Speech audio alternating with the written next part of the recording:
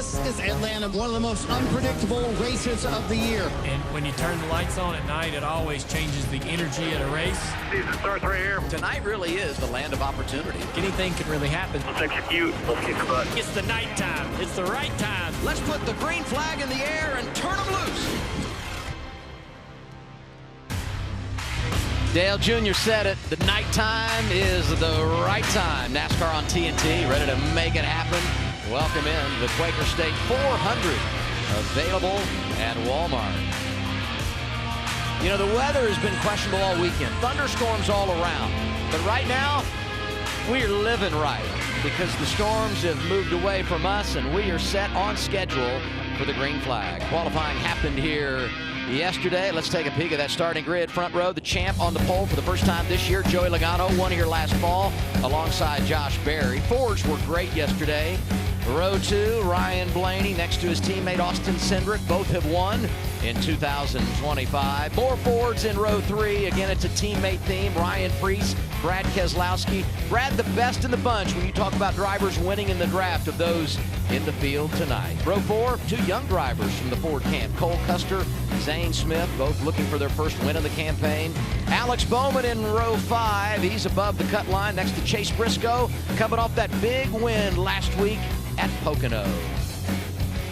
Yeah, we got a few more there. Kyle Larson and Austin Dillon in row 6. And back in row 7, Chris Buescher, he's who I picked to win the season tournament. Let's talk to him. Chris Buescher's TNT boys in the booth. You got me? Yes, sir. Loud and clear. Man, you got a 3-race top 10 streak going, picking up momentum at the right time. And now you got Atlanta. Where's your confidence tonight? Pretty good, man. RFK always brings fast race cars to these things. You know what we need to come out here and do. Just a matter of having a clean night, executing at a high level. Got the team to do it here, so get this thing rolling and make our way forward. What's the trick, you know, to getting through this race? There's a lot of calamity. You know it's going to be tough in stage 3 as the intensity starts to ramp up. How do you kind of keep it together in your car? Lots of voices in my head and people making sure I keep calm, but you know how these things play out. You know they're gonna get wild coming down to it. So we'll just make sure we're there for that. Make sure we keep it up front, keep this thing clean, and we'll have a shot at it. Appreciate you giving us some time to talk. Good luck. Thank you. Starting lineup continues to roll bottom of the screen. Look at some of these drivers starting outside the top 30. Suarez, who won here last spring. We know how good McDowell is in the draft. Well, we heard from Denny Hamlin earlier, starting all the way in the back, was trying to be patient, but he's starting next to one of the most aggressive drivers in Ross Chastain. Will patience succeed back there in row 17? SVG, the big winner at the road course of Mexico City, starting next. I'm going to give him like the young phenom ladle, Connor Zilic, so much pace. And then Ricky Stenhouse Jr. all the way back in row 19. He's circled this race as an opportunity for him to punch his ticket to the playoffs. We'll keep an eye on him tonight. 20 rows in total, 40 cars. We don't see 40 all the time. Take a crazy race on a small track and jam even more cars in it. Let's hear from our pit reporters. Before we go green, we start off with Danielle Trotta. Hello, Danielle. Hi, Adam. Yeah, one of the biggest surprises so far this season is the fact that William Byron's only won one race, and he's been so dominant. Now, that one win was big. It was the Daytona 500. But since then, Byron has come so close so many times. In fact, in the last 5 races, he's led nearly 400 laps and won 4 stages. I asked Byron, are you frustrated you only have that one win? He said no, because in the 5 years my 24 team has been together, we've never been more dominant. His crew chief, Rudy Fugle, told me, watch out for my guy. He has 4 wins at drafting tracks because he knows how to find the front and stay there. He's rolling off 18th tonight, Alan. Danielle, one of the best finishes for Kyle Busch this year came right here at Atlanta in the spring when he finished 7th. He needs another one tonight. The 2-time champ is now way below the playoff cut line, and he needs a win or at least a good run tonight. I talked to his crew chief, Randall Burnett, he was honest with me. He said, look, before we can even think about running up front tonight, we just have to get better at the basics, block and tackling, being good off the truck, having speed. Without practice, they don't know what kind of car they have. This track has been good, though, to Kyle Busch. Remember, he was on the losing end of one of the closest finishes in NASCAR history at this track. He can get it done. He just has to do it tonight. He's got a lot of work to do. He starts 29th, Marty Snyder. Alan, when I talked to Billy Scott, the crew chief for Tyler Reddick this afternoon, I asked him, what do you need to accomplish tonight? He said, honestly, we just have to stop the slide. Tyler Reddick has lost 33 points to the cut line in just the last 3 races. And as Scott told me, listen, we would love to win a race before the regular season is up, but our main goal, just develop some consistency. That's how we won the regular season title last year, and that's what we have to accomplish, Adam, before the playoffs start. You talk about that slide, outside the top 10 in 8 of the last 9 races for Tyler Reddick, but he has won in the draft last spring at Talladega Superspeedway. Now we get our race analysis for this evening's event. Well, it's a 1.5 mile track, but it doesn't race like any other 1.5 mile tracks in NASCAR. It's a drafting race for sure. 260 laps make up the 400 miles. 60 laps stage 1, 100 laps stage 2. The final stage also 100 laps. That fuel window around 70 laps. I think guys might try to stretch it, save a little bit, but if you're running full out, about 70 as far as you can go. Let's do our race know-how presented by Napa Auto Parts. Well, it starts with the strategy. It just needs to be efficient. Goodyear tires are not as big a priority here as other racetracks. It's all come down to that Sunoco fuel. Be efficient when you're on pit road. There's going to be a lot of things happening around you as a driver on this racetrack. The communication from your spotter will be so important tonight, helping sort of paint the picture of what's going on around you so you can focus on what's important. And also, a little help, a little luck. We're going to talk about pushers in row 2 on these restarts. You're going to need people to commit to you, to push you into the lead, clear into the lead on restarts, as well as we're racing around this racetrack 3 and 4 wide. Helps one thing. I'd rather be lucky than good anytime, Adam. A lot of luck. I take a lot of luck. It served me well in my life. I'll take lucky every time because I am no good. Let's get a little pep talk. Team radio, number 7, Justin Haley. Eddie, I've had about 2 energy drinks already. I'm fucking wound up. Okie dokie, that's good to know.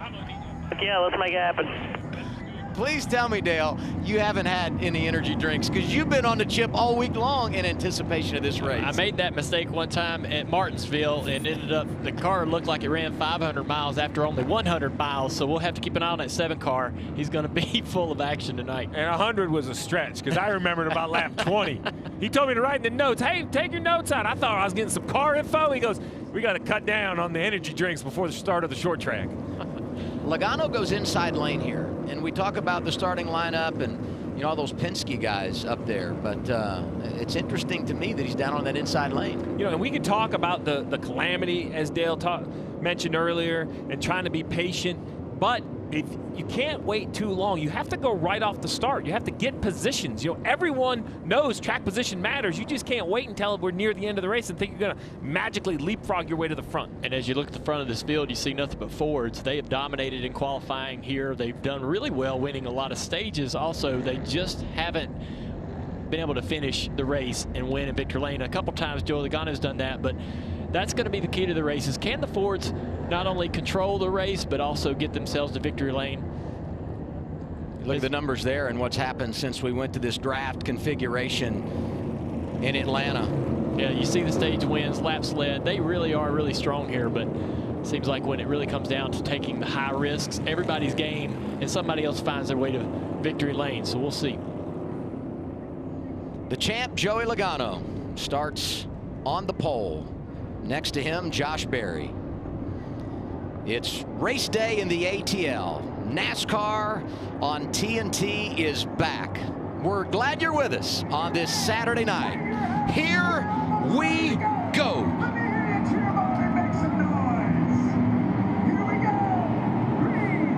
Green, green.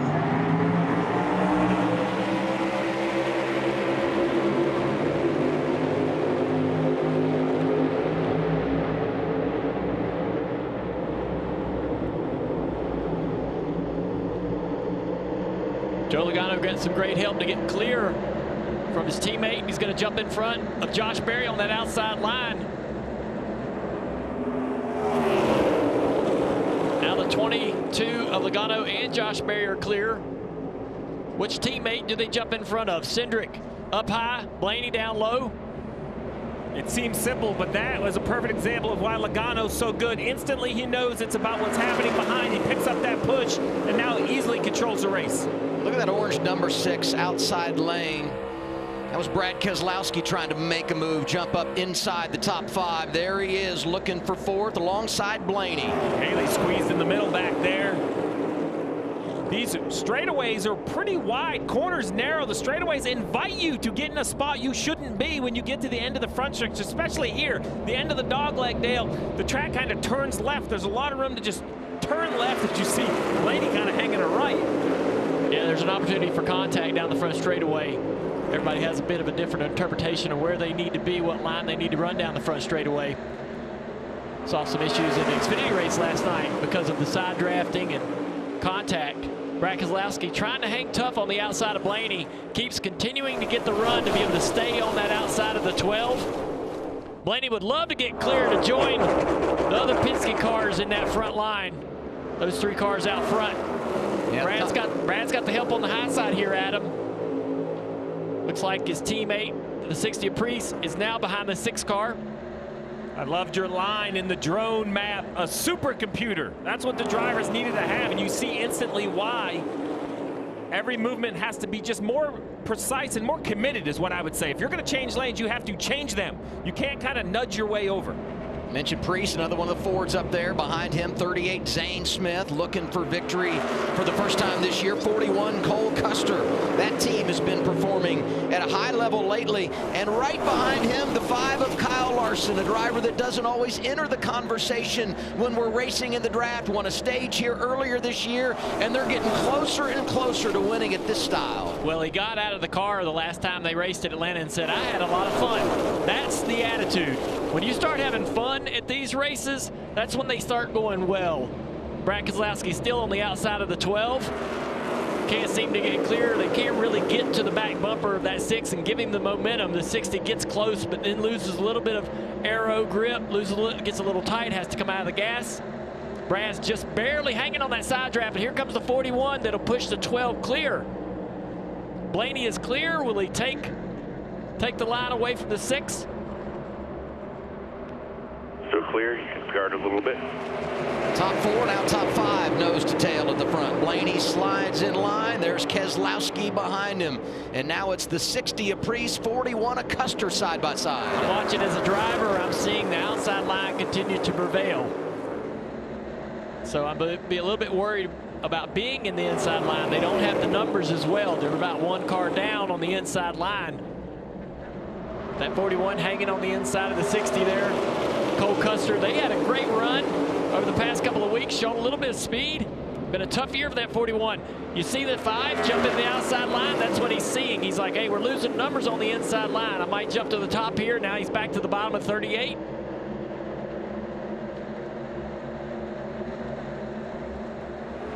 Larson and Cole down there by themselves. Here comes the 48, a teammate, Bowman, to the bottom of the racetrack. We see a little bit more gap between the cars, too, than we traditionally do at this racetrack. And I mentioned how this place may be losing a little bit of grip, kind of returning toward that old Atlanta that we're so used to, more abrasive. And that might be why these guys are starting to see a little bit of space between them. Marty.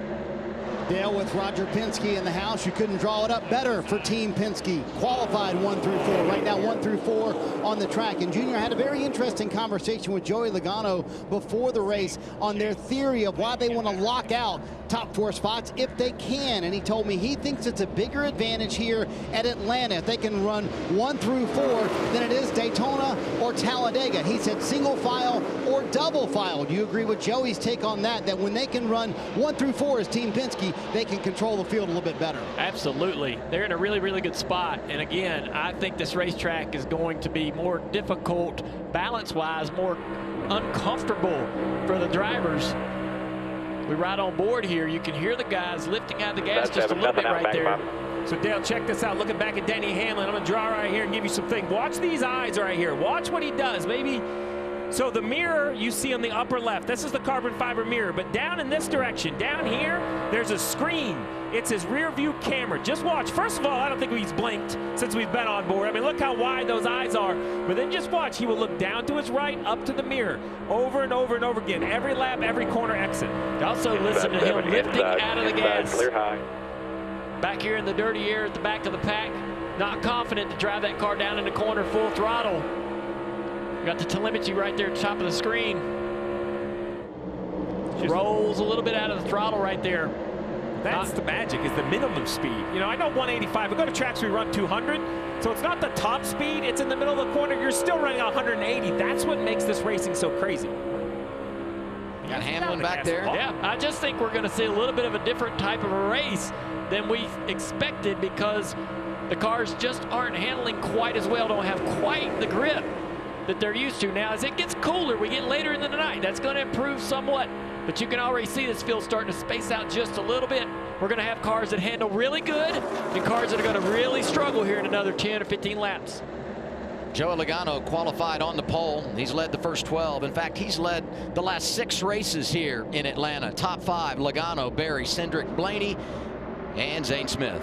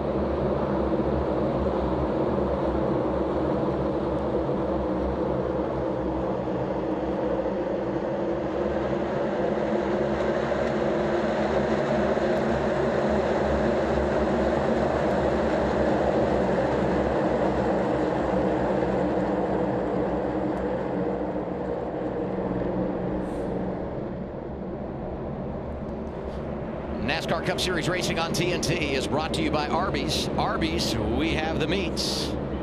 And by Straight Talk Wireless. Real unlimited data for fans of fast. Official partner of NASCAR. 19 laps in, stage 1 here at Atlanta. Joey Logano is the race leader. Let's get a report on Tyler Reddick. Here's Marty Snyder. Boy, Adam, you hear a super speedway race and you think teams should be able to, and drivers should be able to run their way to the front. But the Toyotas who qualified in the back have gone nowhere, including Tyler Reddick, who's only gained 1 spot. What's going on with the 45? Listen in. Really tight. Copy, really tight. Only above my nose as well. Still 1 off. So, Junior, what I find interesting, that comment of really tight came on lap 2. I am hearing more comments about ill-handling race cars way earlier in a run at Atlanta than I have ever heard. We're on lap 20, and I don't know that I've heard one driver that's happy with his car yet. Why is that the case this time around? I just think the track changes quickly and loses a lot of grip as we go from race to race here annually. So it's obviously affecting these teams. They have to guess on how much grip to have in the car when they get here. Some are going to hit that perfectly, some will not. We've got some people that are struggled. Briscoe's lost 26 spots. We talked about Custer early in the race. He's down 18. So big movers, though, the 77. Yeah, you said who hit it right. The 77 has figured it up 21 spots and gaining, rolling right around the bottom of the racetrack. What about that car, Alan?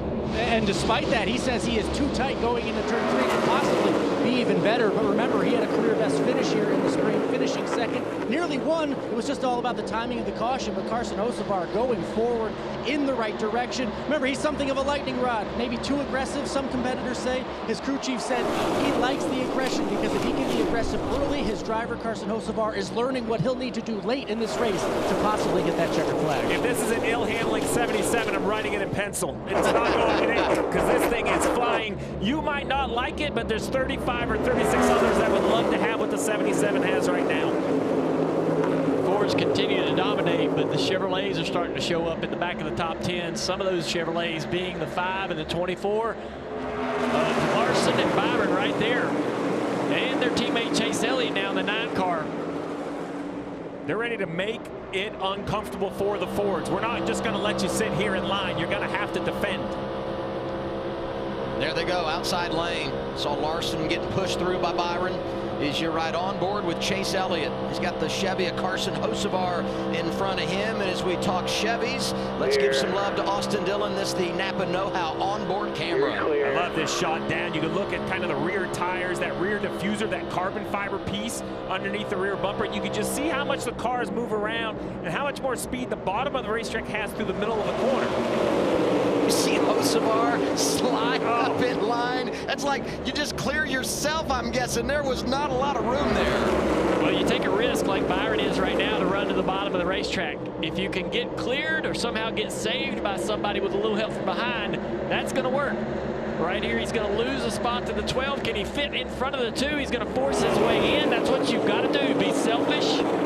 Take what's yours. Now he's still hung to the inside of this 12. Not going to clear Blaney. Down the front straightaway, he's at a risk to lose spots. Here comes the 77. He's hoping to look. He's looking in the mirror. Hey, 77, Hocevar, help me out. Don't go 3 wide, Hocevar. Oh, no. I need your help, bud. Hocevar, though, he don't care. He'll go around him and then slide up in front of him. 77 has got it working, and he is fearless behind the wheel. Carson Hocevar. And everybody mad at him at the end of the race here last time. Run second when we were in Atlanta. Looks like he's going to pick right up where he left off. Well, he came in with half the field mad at him before the race. So he doesn't have a whole lot to go. Now the 24 stuck in the middle.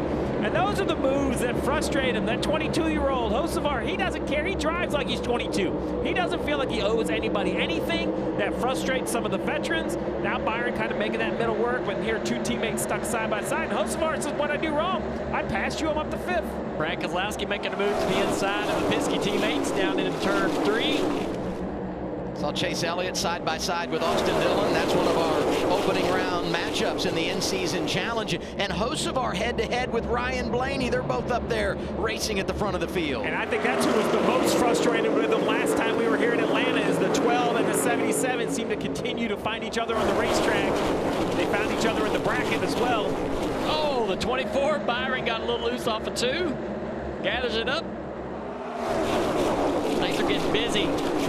Oh, Byron to the top of the 77. What a move. I absolutely loved it. He rolled right into the quarter panel and forced the 24 down to the non-preferred lane, and that's going to shut the 77 off.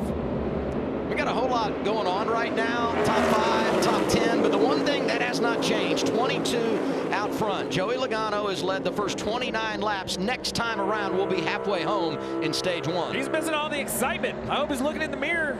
Here comes the 6 of Brad Keselowski. Made a great move in 1 and 2 to get to 3rd place. But down into 3, he takes the run. He has to. He's able to recover that. Not passing Berry and be able to slot right back into third. He's gonna get another great push down the front straightaway from the 12. Now he's going to the top of the racetrack of Josh Berry. Great move. I think Brad Keselowski will be able to fight and take over the second spot. It's going to force Blaney to choose on who to help here.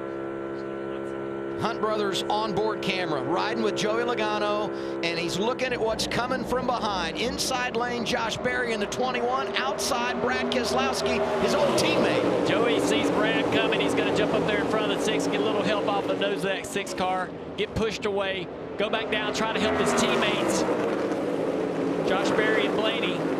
But every time that 6 starts to close the gap on the back of that 22, he's going to pull back up there.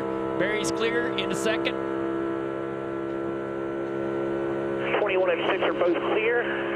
21 stayed up. Berry's clear to him. This lapper's supposed to stay bottom here this time. Right on board the Hunt Brothers camera. Did you hear the stress in the voice of Coleman Presley talking on the radio? I mean, the spotter stand is a hectic place. I love what I see out of Brad Keselowski. He is taking every single run he gets. It's time. Yeah. Where he's at in the points, he's in a must-win. He knows it. He said it. He owns the team. He's going to drive, showing his other 2 drivers how to get it done on the Speedway. With 9 races to go in the regular season, we're feeling the intensity. Huge opportunity tonight. Logano leads.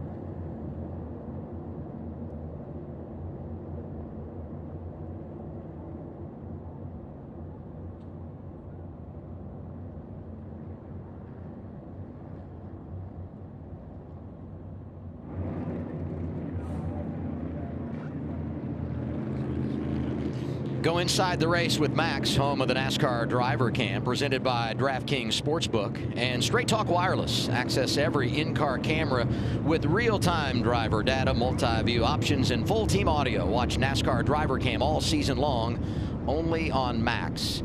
I needed a deep breath. The drivers needed one. Yeah. Just a hint of a rain shower, so we're under caution just over halfway through the opening stage. Yeah, it's a lot of drivers that have been talking about the balance of their cars. This is a great chance for them to maybe come in and get some changes made. Let's listen to the 12 audio.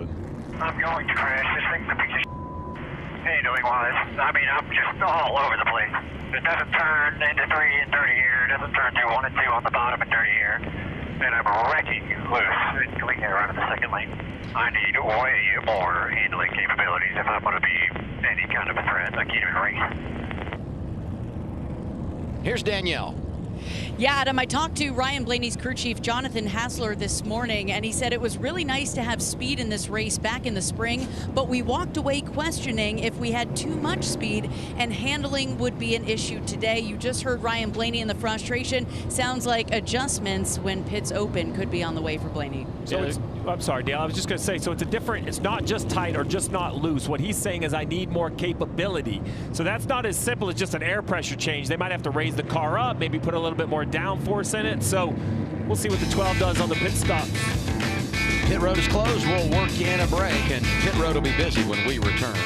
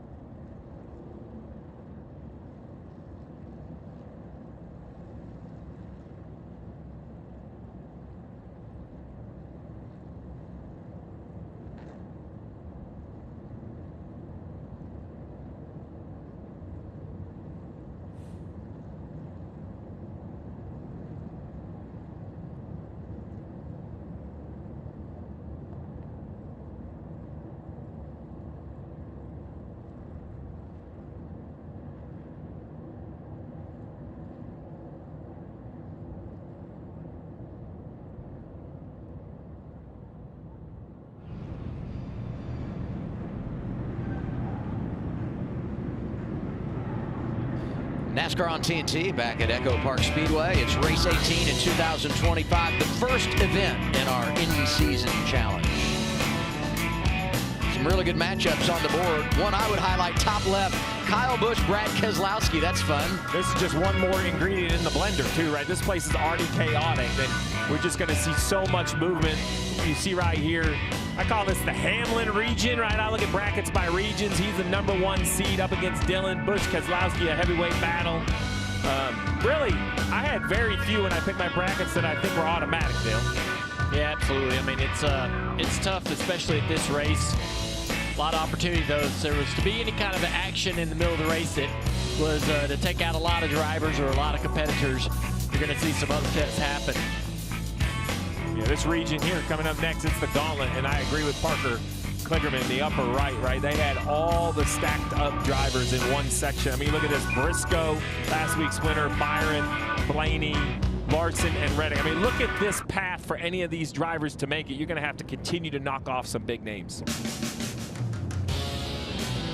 Down at the lower right, several good matchups here. McDowell and Allmendinger, and both of those guys had pretty good average finishes at Atlanta. So, I mean, none of these are real easy toss-ups. I didn't have the heart to tell you when you said you had Busher picked that I had Gilliland beat them here. So, man, sorry, we deviate week one, round one. That's going to be the worst part, I guess, is if your bracket gets busted in Atlanta. Yeah. And the races earlier crazy here, and then we go to 2 events on the road. Here's Marty Snyder. Adam, he may be the #2 seed, but Steve mentioned it. Chase Briscoe started 10th, and he wound up, I mean, way back as the last car on the lead lap in 39th. What's going on to lose 29 spots? Listen. All over the left rear. I'm like sideways all the way around the track. Left rear completely out of the track. Like can't turn the wheel. Sideways chasing it up. I know you're fighting it in there, but do you think you could use more throttle, get some more speed to help load it up? Makes it worse the harder I drive and the higher I run. Boy, I tell you what, Steve, what does James Small do? Because the comment that came from Chase Briscoe's mouth when the caution came out, he said, James, it's so bad it feels like the right rear toe link is broken on our car. And Junior, a loose condition like that in the draft, boy, that cannot be fun. Well, the only thing I will say is the way these cars work, they sit on these stops, internal shock stops on the back. So even something that sounds impossible to drive can be a small adjustment away from a huge improvement. You're looking at me like you don't believe that. My anxiety level is really high because I can hear how bad this car is, and it's going to take a major swing to make the balance better. Will they be able to get that accomplished? I picked my tone real well, Adam, and I was like, listen, it's going to be okay. Trust me. Sometimes you got to sell blue sky as a crew chief. Yeah. Unfortunately, right now, we've got rain, so pit road remains closed. We're coming back. It's NASCAR on TNT.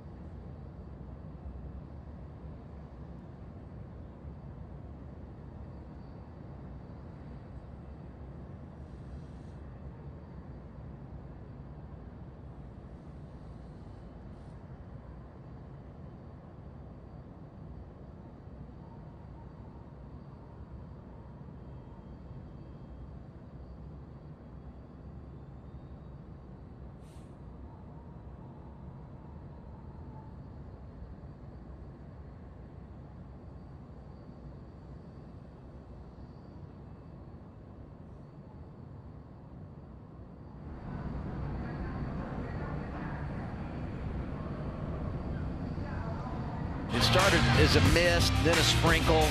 I'm not going to go all the way in and say it's a full-on rain shower, but enough precipitation that NASCAR said, let's go ahead, pull the cars down pit road, and they're going to do some work to the track to make sure it's where it needs to be. So all of this happening as we're just over the halfway point, stage one. Joey Logano starts on the pole, and he's led the first 43 laps in this race. I'd keep the drivers close because I think that it ain't going to be long before we get going again. I want to talk to Joey Logano if I can. Been talking about his balance on his race car, and I want to hear straight from him, see if we can get him up on this radio.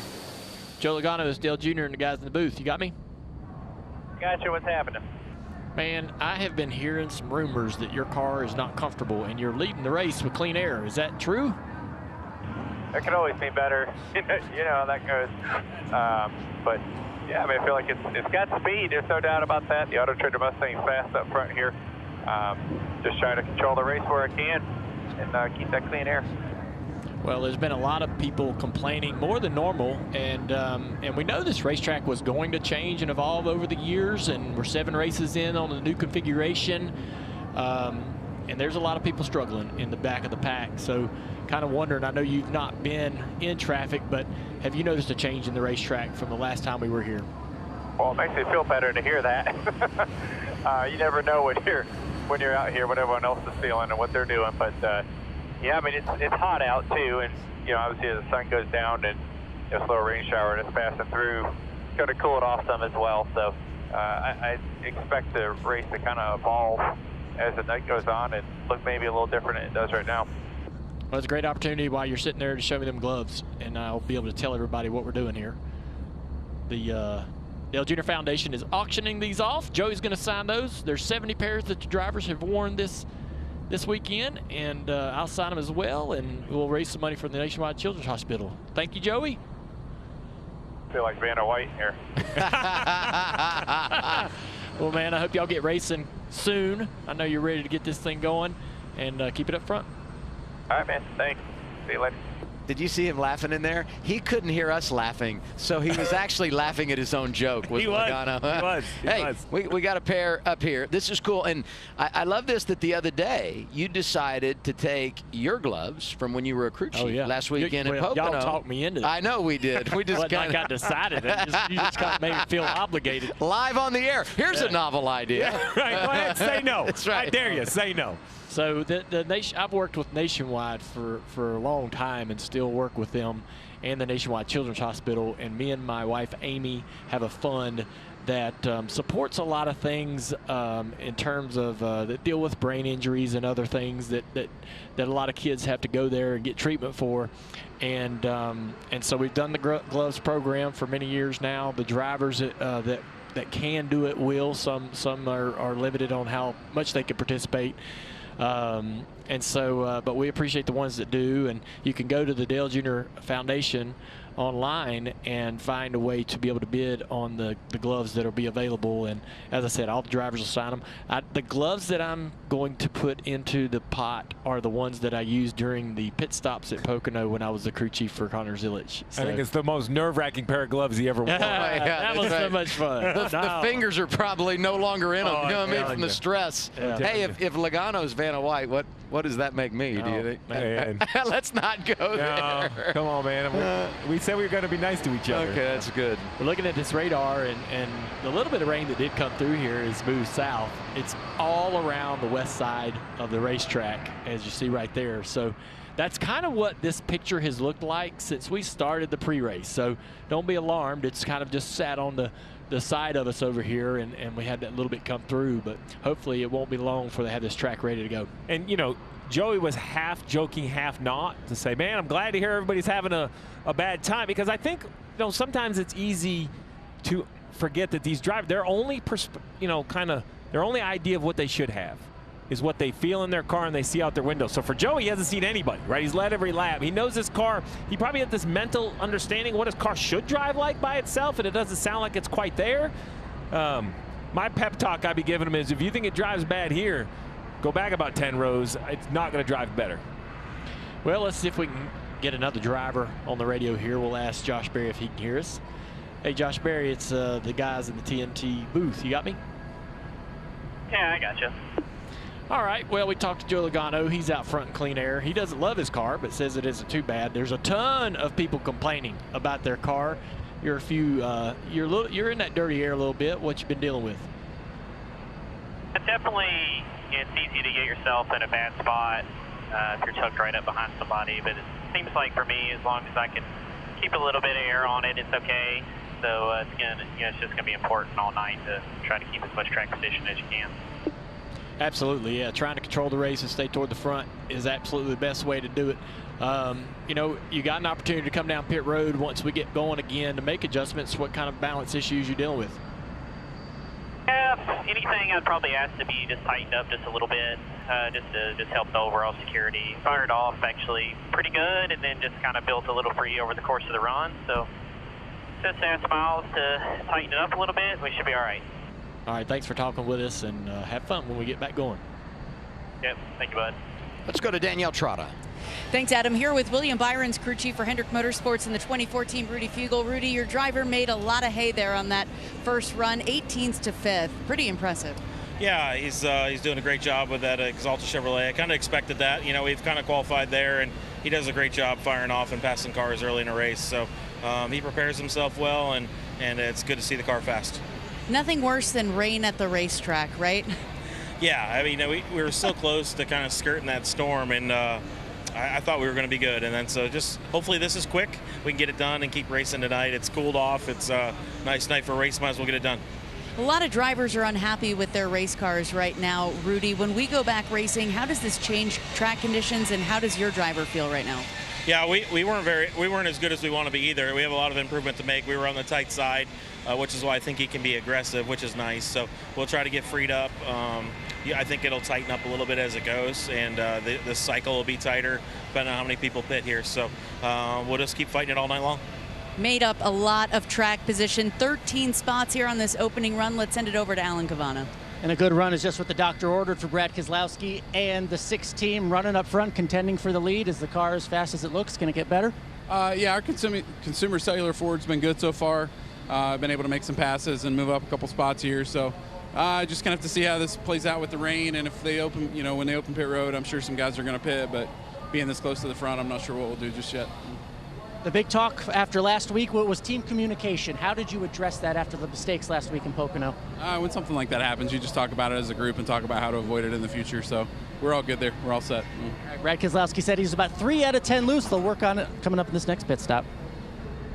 That miscommunication got Brad pitting when pit road was closed, gave up a ton of track position. So I like it. Jeremy Bolins hits a head on. So, man, we're good. We cleared that up. I'm sure it was not the most fun, but a needed conversation over the week. And both crew chiefs holding their cards close when it comes to will we pit or will we stay out when pit road is open. 43 laps in under the red flag for some rain. It's NASCAR on TNT. You're watching the Quaker State 400 available at Walmart. Stay with us.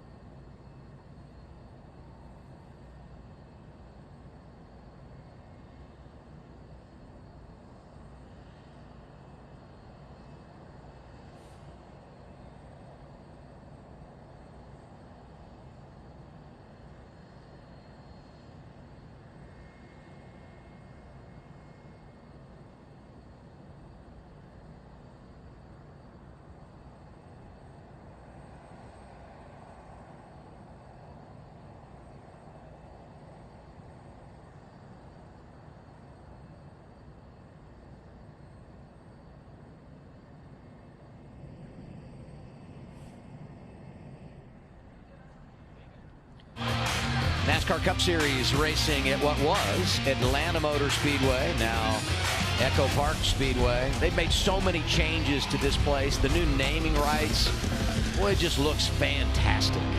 Yeah, they did a good job. Put a nice fresh coat of paint, metaphorically, on this racetrack, and pretty exciting to come here and see the place look so good. Well, it just matches what everybody's talked about, right? This reconfiguration has just completely revamped a track that has so much history in the sport. Yeah. So now we got the reconfiguration, and then EchoPark jumps in and it has this new branding. It's just everything seems to be tipping the right direction for this great racetrack just south of Atlanta. One guy that said at the top of the show that he was excited about the energy he was seeing about this racetrack and reconfiguration was Chase Elliott. Let's try to talk to him. Hey, Chase, it's the guys in the TNT booth. You got me?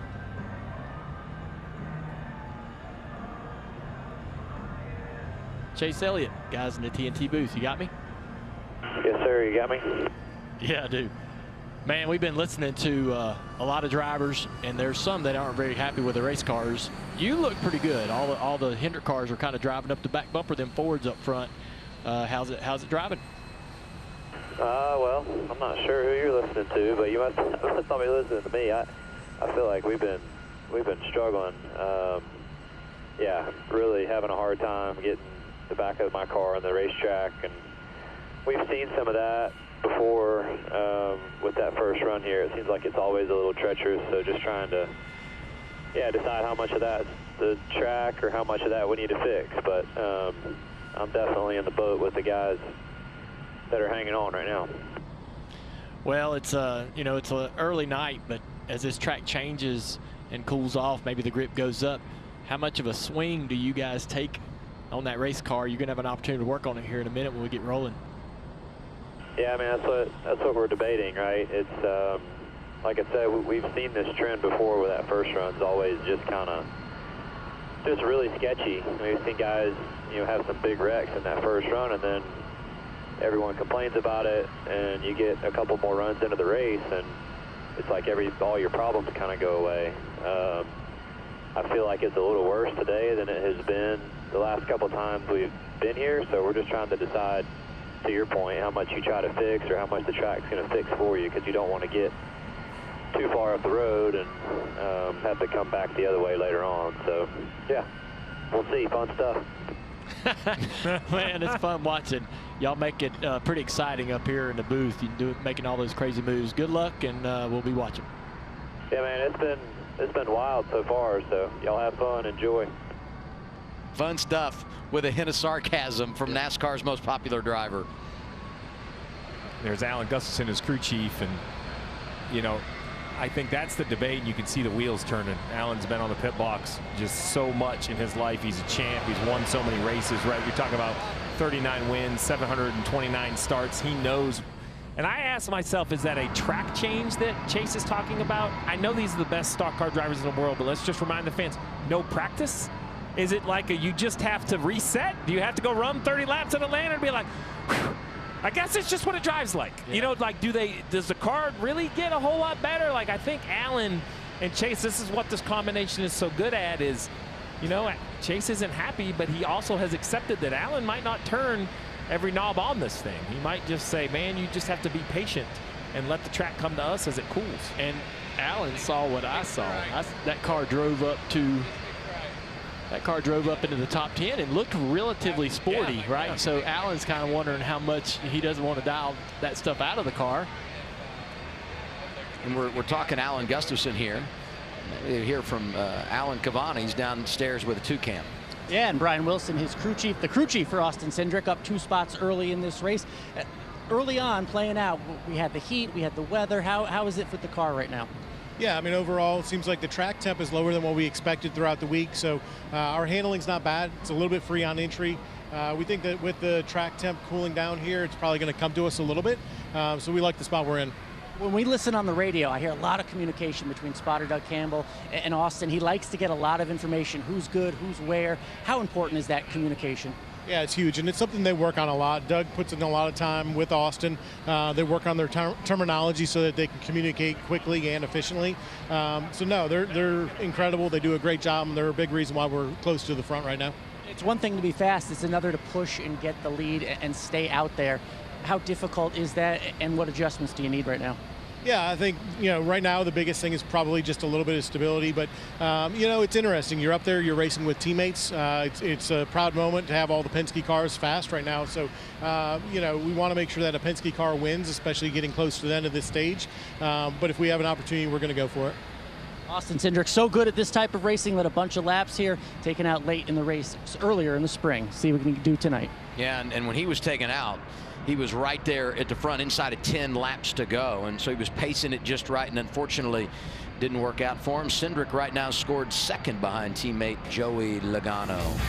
Continuing to wait out a light rain shower here at EchoPark Speedway. Drivers still in the cars, and hopefully we return to the green flag before too much time. It's NASCAR on TNT on a Saturday night.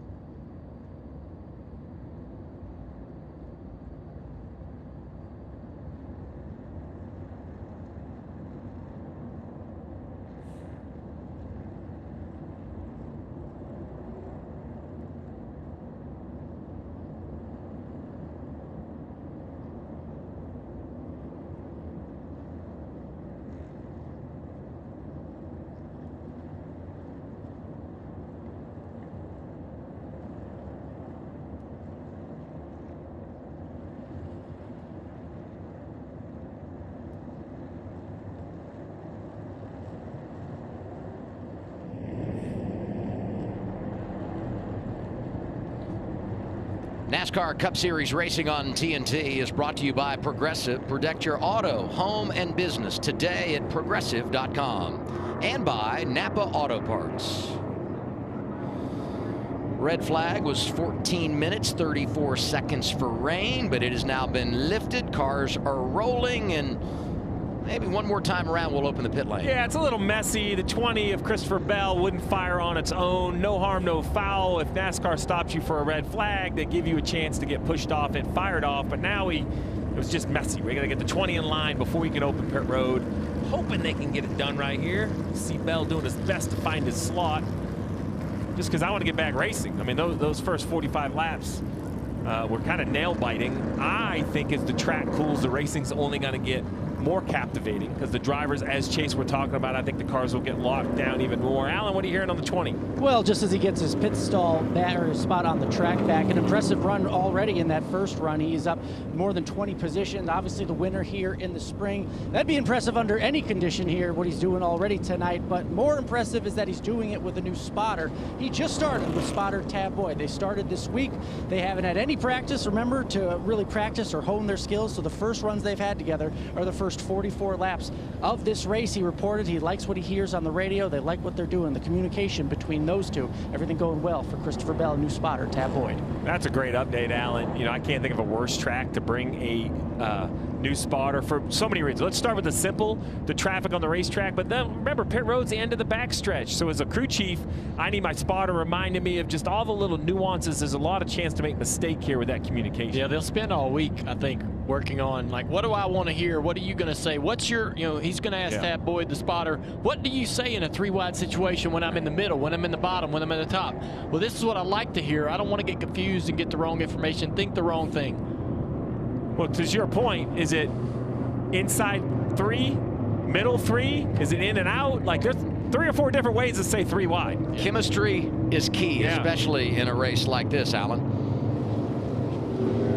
And speaking of that chemistry, it's about when to talk and what to say in the pack. But I was talking to them. They had a 45-minute meeting, and a lot of their talk, guys, was about when not to talk.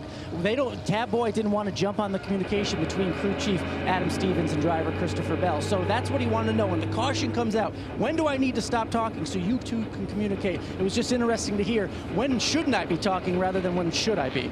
Yeah, we've done that, Dale.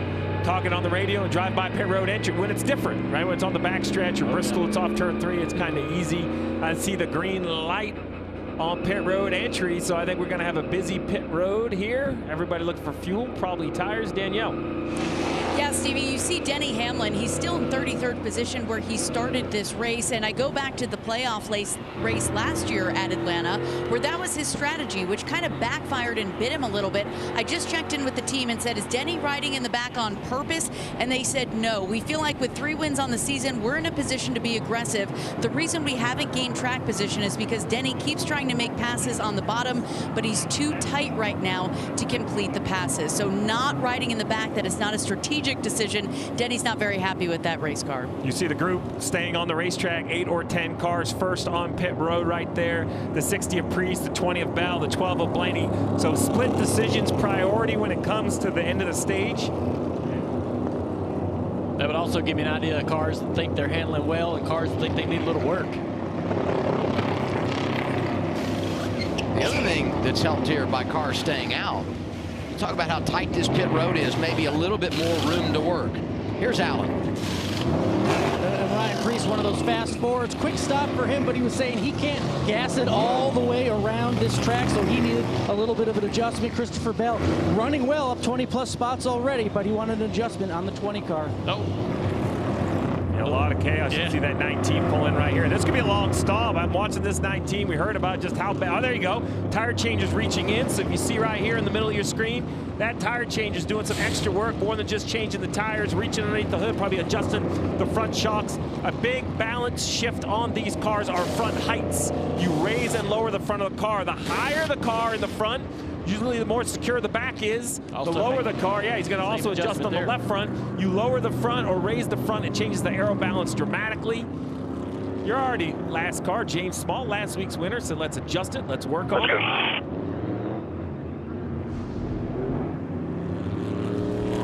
Denny Hamlin, one of those that made a pit stop. Oh no, Spartan Fuel, bad combination. Noah Gregson in the 4, that yellow car pulling away.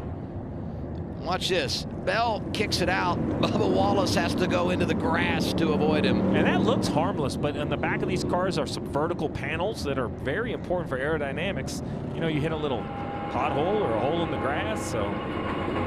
And watching all these drivers that come off pit road, going to be interesting when we return to green, because you would anticipate the drivers that stay out here are going to pit at the end of the stage, and a lot of these drivers that just made a pit stop will be racing for control of the race when we go green in that second stage, Dale. Here's your good look at the choose as the drivers approach.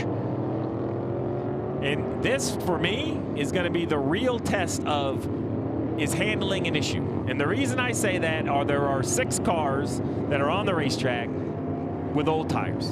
Now, everyone behind them is on fresher tires. So the question is, if handling is really a magical key to unlock tonight's success, those fresh tires should kind of dominate. They should be able to push around those old tires in these last 12 or 13 laps. Going to be 12 laps to go. in stage one when we return to the green flag.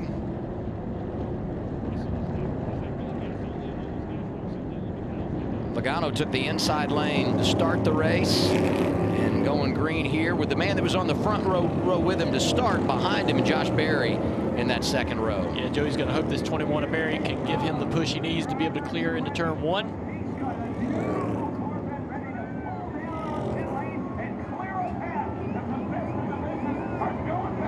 Pace car will head in here, and the field will come to the restart zone, presented by EchoPark Automotive.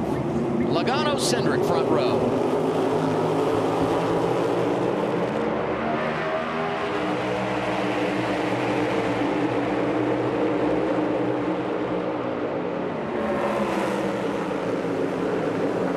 Pretty good initial launch by both lanes. We're even off of turn two. Who's going to have the momentum down the back straightaway? The two of Cindric inches out ahead down the back straightaway off into turn three. Who's going to have momentum and who's going to be able to handle the push? I like the top line right here. But that 6 has got to get into the back bumper of that 2. He's going to have a huge run down the front straightaway. That's going to push the 2 clear. Cindric led that lap, first lap today, not led by Joey Logano. 11 to go in the stage, and they are 3 wide back in the pack. Joey back to the inside, but here comes the 6 of Brakaslowski. He's going to give that 2 a bump off into turn 3. Now Brad's looking in the mirror, looking for help from the 24 of Byron. Larson up in that mix, bottom lane, third row, is going to be the 77 of Carson Hocevar, having a good first stage. Climbing the banking right there. That 23 of Bubba Wallace, fresh off pit road. Are the tires helping? He's to the outside of the 3. Looked pretty confident. He ran up top, tugged the wheel. That can be difficult on older tires. Does he have enough time with 10 to go? The 5 goes up in a defensive move with a 12. Oh, here we go. On board. Toyota on board. Let's see what Bubba's thinking. Where can he go with this run? I was saying that these guys that pitted might be racing for position and control when we get ready for stage 2. Bubba Wallace said, the heck with that. I want to drive through and finish things in stage 1, and he looks good in that outside lane. Cindric trying to help his teammates down the back straightaway. He's going to have to get up in front of that 6, though. Is that 24 of Byron and Brad Keselowski? Nose to tail, trying to create momentum. Logano back to the inside. He's going to lead this lap. That inside lane doing pretty good right now. Pretty surprised by that. Saw Michael McDowell flash inside the top 10. 71 starting to come to life late in the stage. We're just all leaving up down the back straightaway, Steve. That's exactly right. Locked up is what I was going to say. The front row cannot find anything. And the 23, tries to get to the outside of the 5. And look at the 20 of Christopher Bell. He went high, low, and now he's racing for position. He's inside of the other Toyota, Bubba Wallace. Ricky Stenhouse Jr. way in the back to start this race. The 47 has got it wound up. Bell also on a little bit fresher tire. They're side by side, about 5th row back. Oh, little smoke, little contact right there, maybe outside wall. This is going, I mean, we still got 7 coming to 6 to go. Hocevar into the top line there. Moves in front of the 3. He's going to have a big run down this front straightaway in that 77. Anytime the 77 and 47 are together, my alert goes Hocevar up. trying to go 3 wide there. I love that move. I love the air on the nose and trying to split those 2. What will he do down here? Is he thinking middle again? He's got to get a run to create. Somehow, oh, he loses the nose of the car, gets tight almost into the left rear of the 24. 47. And look at the 47 of Stenhouse from the back of the field. 3 wide, Bell, Larson, Stenhouse. And remember, Bell and Stenhouse, an opening round matchup in the in-season challenge. This racing incredible. Byron to the outside now, trying to make it 3 wide on the 6 of Keselowski. Keselowski's going to clear. I like what the 77 just did. He's going to be 3 wide bottom right here in row 2. 3 wide bottom for the 77. Can he clear him? He's got to get up the racetrack. He's not able to clear. Losing all kinds of speed down the front straightaway and positions. Fire to go. Here comes Brad Keselowski. Orange number 6 looking high for the lead. off the nose of the 24, using that big run. Dale off turn 2. Now what do they do side by side? Cindric side drafts, evens up down the back straightaway. Here comes his help, the 22 of Logano to the bottom of the racetrack. Oh, the 20's going around. The 20's getting The 5's wrecking as well. Crash. The 3. Oh, the 12 of Blaney up into the wall. Austin Dillon. Throw your brackets away. Throw all your brackets away. They've all been busted. That all started with the 20 of Bell. He kind of rolled in the corner and went for one of those low, lazy slides. And by himself in normal racing, I think he would have had room to catch it. But with the traffic so close, Dale, they just keep stacking up. And it's like, you know, kind of running into somebody on the interstate. Eventually, you just keep hitting each other too difficult, too hard. You see the window net down on the 12 already. He knows how hard he hit the wall. That's going to end the stage with only 3 to go. Man, that was crazy. Bell won here in the spring, led 1 lap. And the AMR safety team is on the scene talking with Ryan Blaney.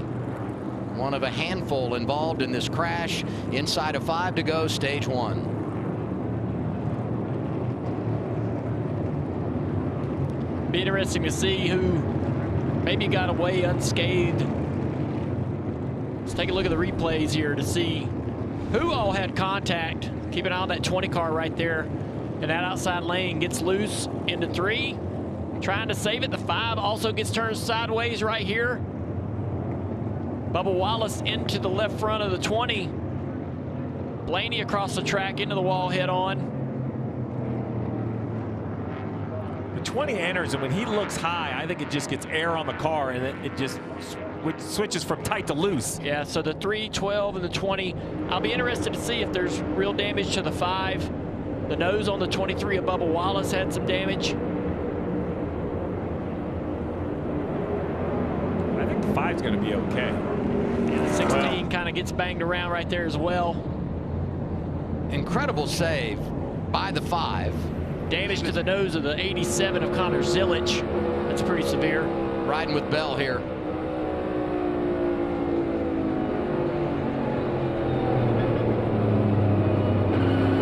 This is riding on board of Bubba Wallace right here.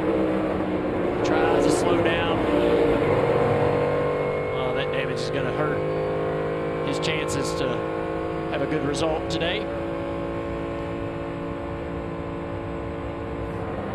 Tyler Reddick, 45. He's downshifting. This is the DC Studio Superman onboard camera in theaters July 11th. Get your tickets now. Denny Hamlin on board. The King's Hawaiian onboard camera.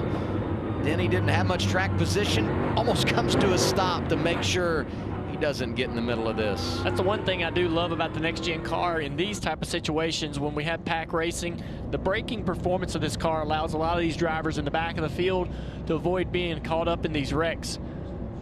In the older cars, you wouldn't be able to slow down. You'd lock tires up, slide into these crashes pretty regularly, and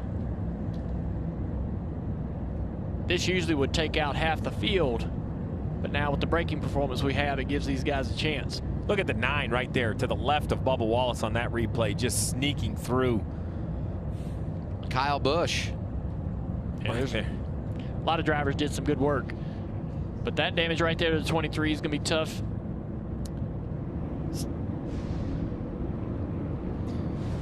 We are going to wrap the stage under caution, and it's going to be Austin Cindric who has scored the leader at the time of caution, and therefore he will collect a stage victory. It's his 4th.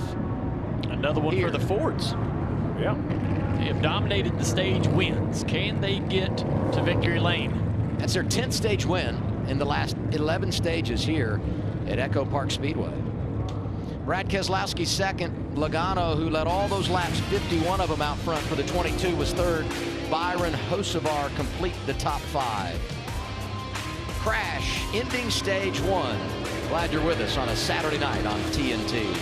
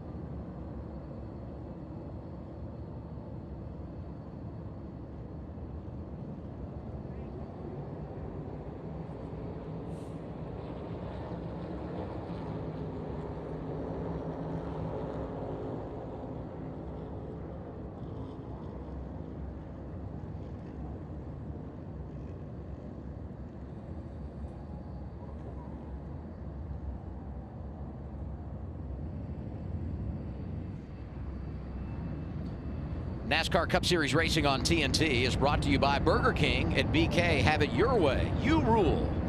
And by Progressive. Save when you bundle motorcycle, RV, and boat insurance. Visit progressive.com. Stage 1 is complete here at EchoPark Speedway. Had a rain shower that brought out our first caution and a crash inside of 5 laps to go stage 1 that brings out caution number 2. Austin Cindric wins the opening stage. And people playing along at home got the DraftKings Sportsbook reminder here. So much on the line with race number 1 of the in-season challenge. Yeah, DraftKings has done a great job. They have put odds up for who could win the whole challenge. They also put odds up for all the head-to-head matchups. So if you're kind of new to it and you say, hey, I just, I want to pick my guy just against his guy in the bracket, you can also wager on that. A lot of options. Not a lot of options for the leaders, right? They stayed out for the stage points. It was a decision, a strategic decision. I didn't hate it, but I call it the fuel tax. You've kicked it down the road. You deferred your taxes. Well, it's time to pay. So most of the top 10 are going to have to come down pit road. And even if others come behind them, Adam, they're just not going to be in the stall very long. They only need a little splash of gas. So all of those guys like Cindric, Keselowski, Logano, when you talk to Logano and he said, my car drives okay, and you told him about everybody that drove bad in the back, well, he's going to get an experience what it's like to be in the back after this cycle of pit stops.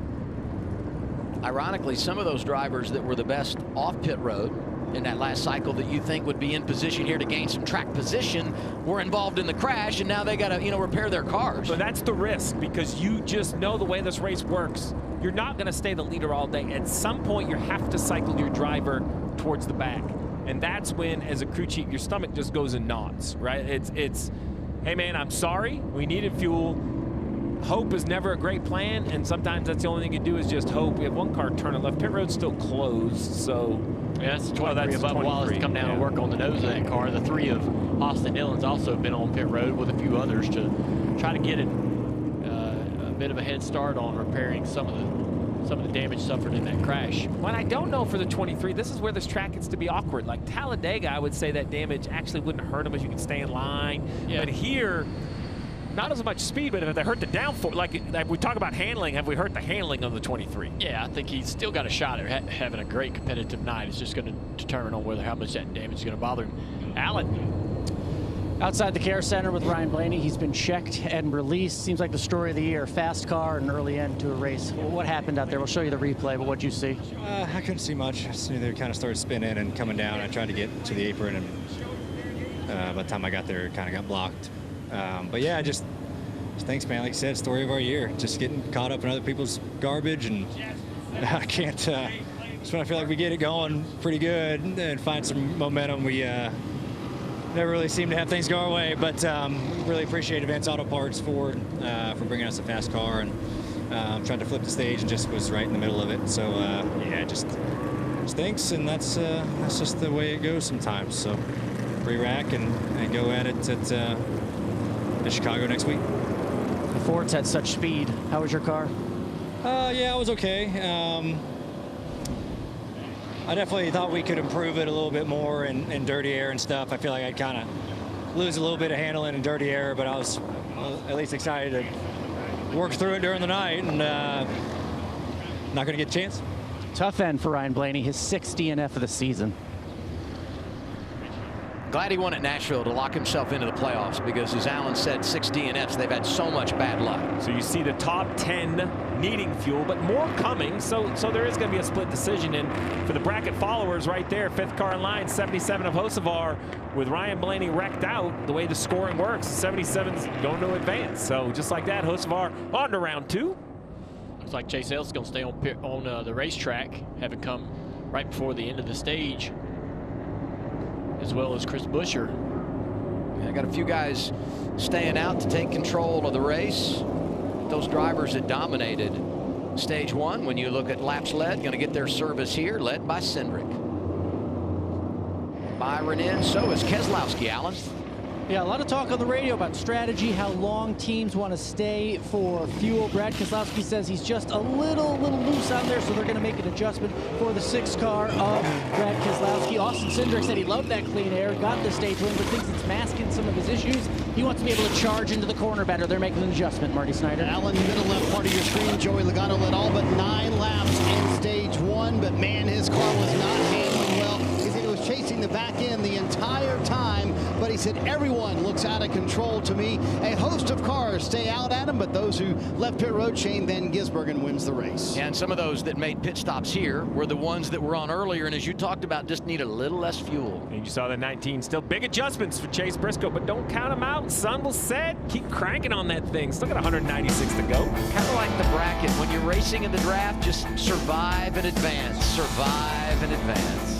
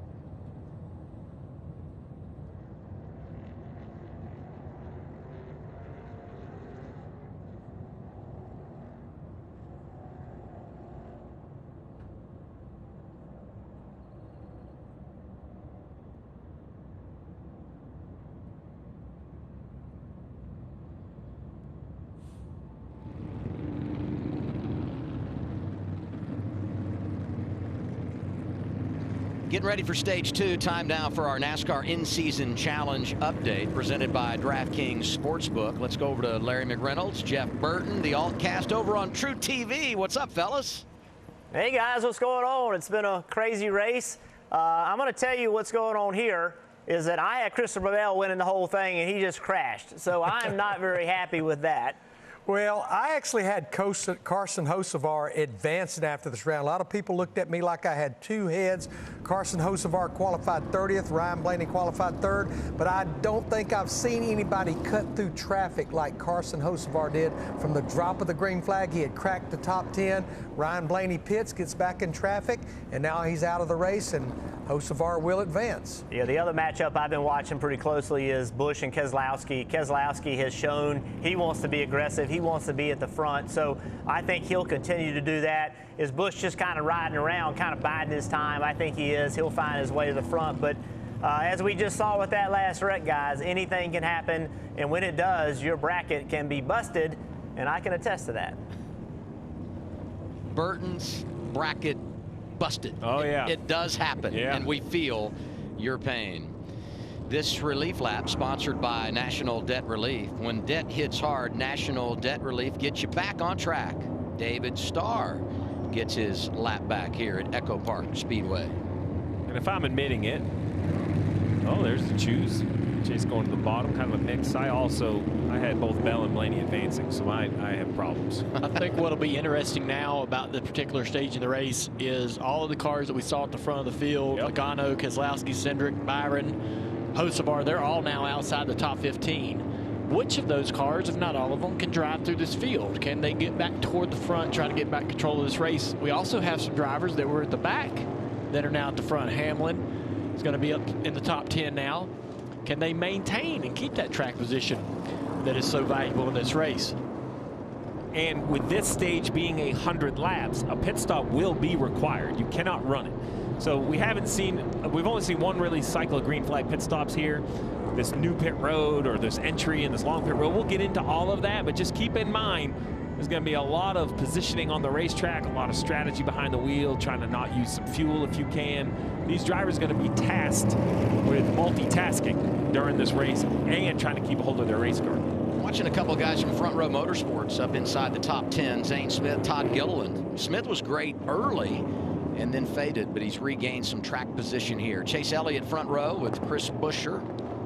And that 42, John Hunter Nemechek, third car on the outside. He just, the last 3 weeks, top 6, I mean, he's just continuing to run up front. Here he is again. Here they are in the EchoPark Automotive Restart Zone. Stage 2 underway.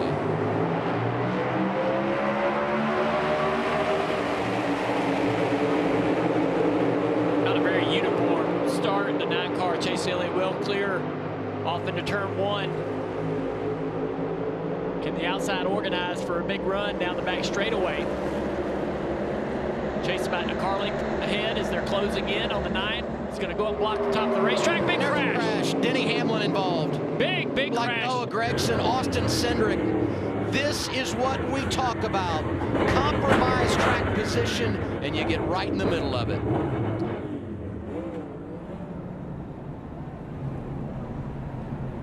Look at some of the big name drivers involved. I kind of have to see how this one started. I know that Chase was out to a pretty sizable lead, about 2 car lengths off of turn 2, and they ran him down quickly in the middle of the back straightaway. It looked like a move was going down. Remember that yellow line at the bottom is out of bounds, so you can't really block a guy down there, but that's what it looked like. Looked like it was the 88 and a couple different cars. Denny Hamlin, the 1 seat in the bracket, sits here with a ton of damage. Let's take a look at it, Dale. What happens is 88, 4th car in line on the inside. Notice the car in front of him. Now they're in the fence on the outside line. They're just a lot of stack up and a lot of bumper-to-bumper contact. I'd like to see that again. So if you watch the outside line as they all kind of catch the 9-car Chase Elliott, there's a lot of contact right there. As Christopher Buescher lifts off the gas, the 7, all those cars behind him, they all just make, they just run in the back of each other. Big accordion effect. They caught the 9 so quickly down the back straightaway. And so I was looking to the inside, but you absolutely were dead on. It was the outside lane where the wreck kind of started. Right, the 88 kind of catches your attention with the block at the bottom, but the wreck is on the outside of the racetrack. So let's look at that high shot again. Look in the middle, like the 34, the 11, those 2 cars on the outside, that bright orange 11. They're going to catch the 9. The 17 is going to run up on the back bump of the 9. He recognizes that. He lifts. No one else does. Everybody runs into the back of him, and it turns the 42 of John Hunter Nemechek into the wall, and then everything behind him just gets destroyed. That's right. The 42 checks up. The 11 catches him. They both spit into the outside wall, and when they come back, it is a windshield wiper across the front of the field. Nemechek did a good job to hang on to it here. I mean, bounces off the wall, and I thought for sure he would go around. 3rd car outside lane, but he's able to hang on to it. Reddick does the same, and then the crash is on behind him. That was such a great shot as they were just coming at you. You see him kind of just dart out of line. Kyle Busch just getting caught in the right rear quarter panel late. And this is another scenario where some of these cars, even though they're involved in the crash, may get fortunate enough to get away from this without a lot of toe link damage, things like that. So just a quick reminder, you have 8 minutes if you're going to try to repair your car on pit road. But the big change this year isn't that. The big change is you can go to the garage area. You're not out of the race. There's only a list of parts you're allowed to change, but the list is pretty extensive. I believe a lot of these cars are going to go back, make repairs, and come back out in case we see some more accidents. And, you know, we got this in-season challenge going on. Yeah. There's a whole lot to race for tonight. Joe Logano got a lot of damage in this wreck. That's how it all went down. Team Penske sweeps the front 2 rows. They dominate stage 1. They get the win. But Ryan Blaney eliminated in that crash late in stage 1. And the other 3 caught up right here. You're riding with Daniel Suarez.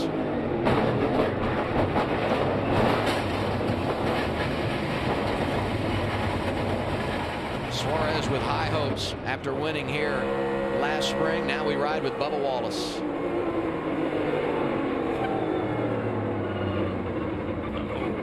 Slow down.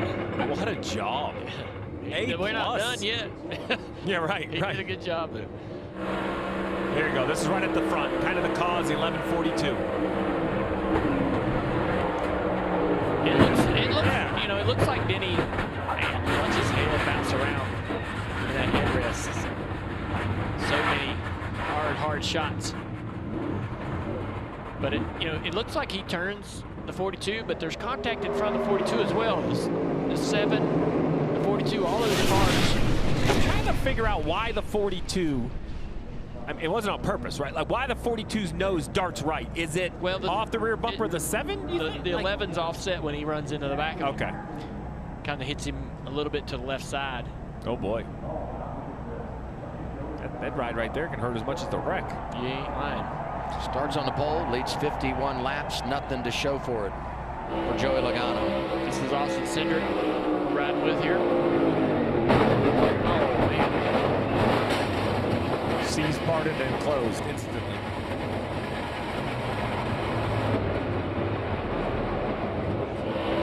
This is Hocevar right here. He went through this backwards at one point.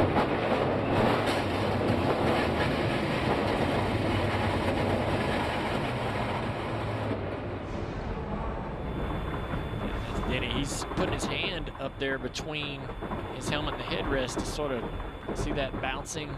That the next gen, when you bend and break things, this is sort of the way it rides when it gets back. Probably got like half the field, didn't it?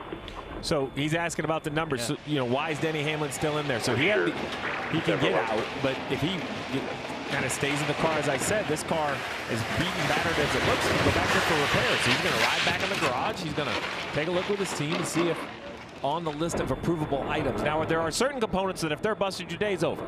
Yeah. I like this change. I like that the teams can work on them, can repair. I mean, the fans bought tickets. They've come out here. We want to see as many cars on the racetrack as possible. When you have a big wreck like that, it can really limit the field. It limits the field. That's the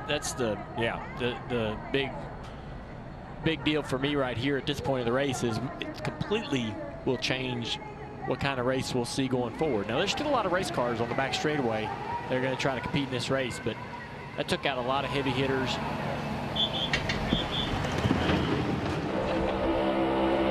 It's Kyle Busch right here we're riding on board with. He needs a win to be able to advance himself into the playoffs. Almost through it, gets clipped in the right rear. Honestly, looking at the hits don't look too bad. I believe they can get tires on this thing, and as long as the toe links are straight, he can get out there and race and compete. Well, you referenced the playoffs, win and you're in, but there are a number of drivers dancing around that cut line that have gotten some damage tonight.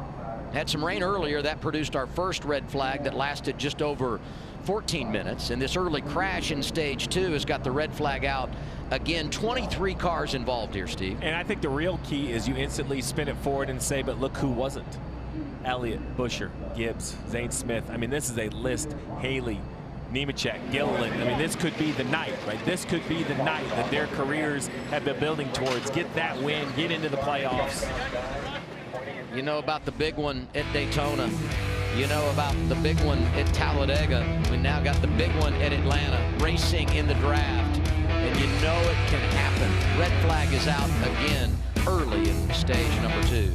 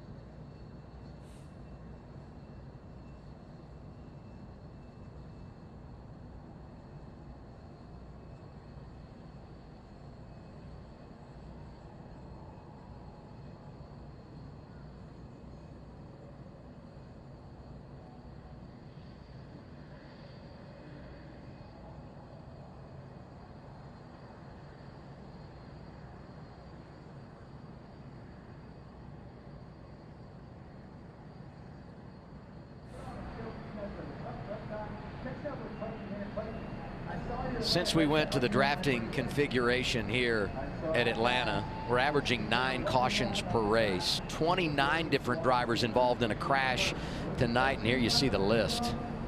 Page by page. Yeah, this is gonna have to scroll a little bit to really catch them all. Page 1 only got to car number 11. It would have actually been an easier graphic to say, hey, these are the few that didn't hit, that weren't involved. It would have been a shorter graphic. Unreal. And then we talk about the impact on the bracket. This from Jordan Bianchi. I would say that about sums it up for many. Yeah, I keep cheating down and looking at my bracket. Christopher Bell is in the garage. His opening round matchup, this guy, Ricky Stenhouse Jr., who right now is 17th. Here's 47 audio. Ask you, what happened on that replay? Did you see? Said it looked like it was a bad push between the 11 and the 42. Copy. I think people are at home are like, dang, there went my bracket. Marty? Adam, it's chaos down here in the garage area. The Austin Cindric's car is on a tow truck. There were about 6 tow trucks lined up just to come in to the garage area. There goes Cindric's car. One interesting point to make, and I want to take us over here. Denny Hamlin's team is going to start work as soon as the red flag is lifted, which obviously it has been because that work has started. But one important point, that last caution, Christopher Bell and his team, they're about 20 minutes deep into their work. There are a lot of parts broken on this 20 car, but they do have a 20-minute head start, and who knows how many cars they can pass after that big wreck. 20 minutes, and we didn't run a lot of races, so he's not down a ton of laps. I mean, he's down too many to contend for the win, but it's all about positioning. It's like a throwback old school kind of race right here. What do you have, Alan? I'm outside the Care Center, Corey LaJoy, the first driver out involved in that wreck. I know you don't get many shots this year. What happened from your perspective?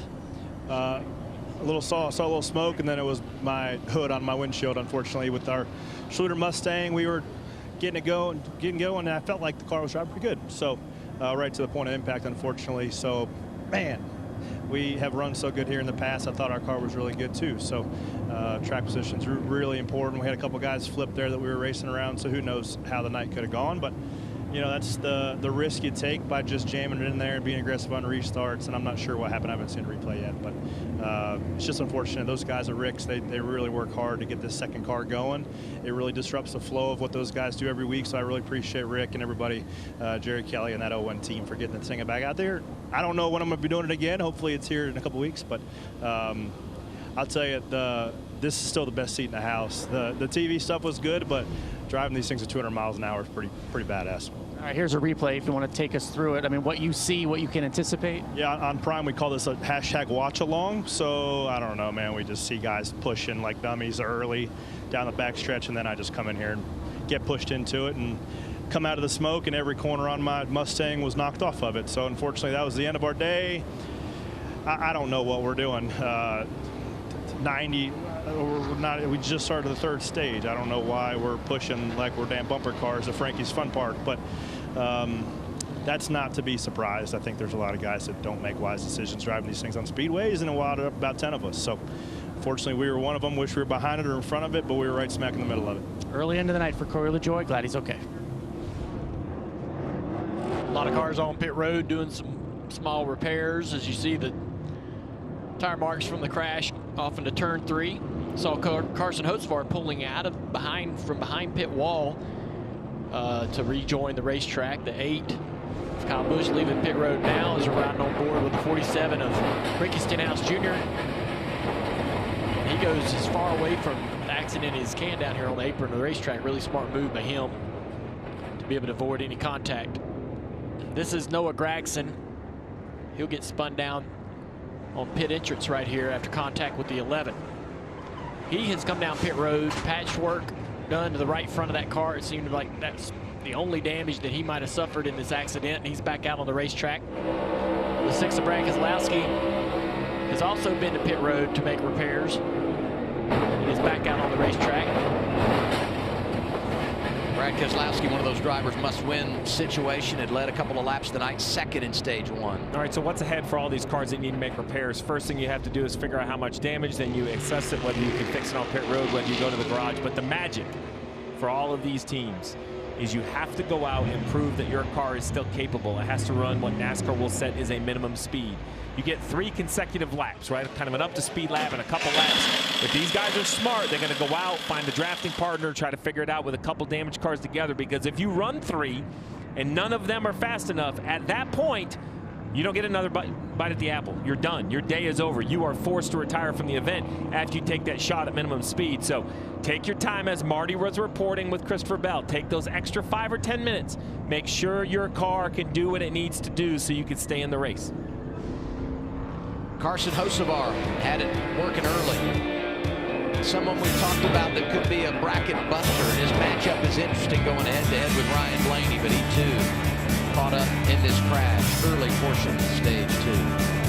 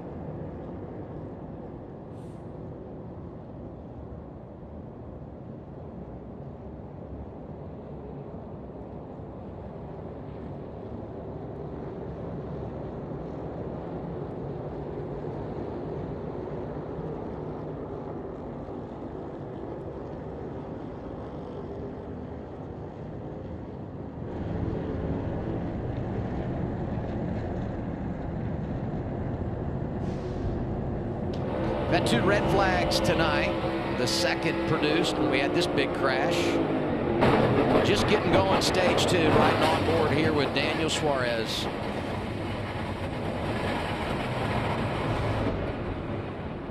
That was the Max onboard camera, where you can watch all the in-car camera action with driver cam. Pit road's now officially open. Now all the leaders, or the majority of the leaders. So you really, this is where as a crew chief you have to kind of pivot.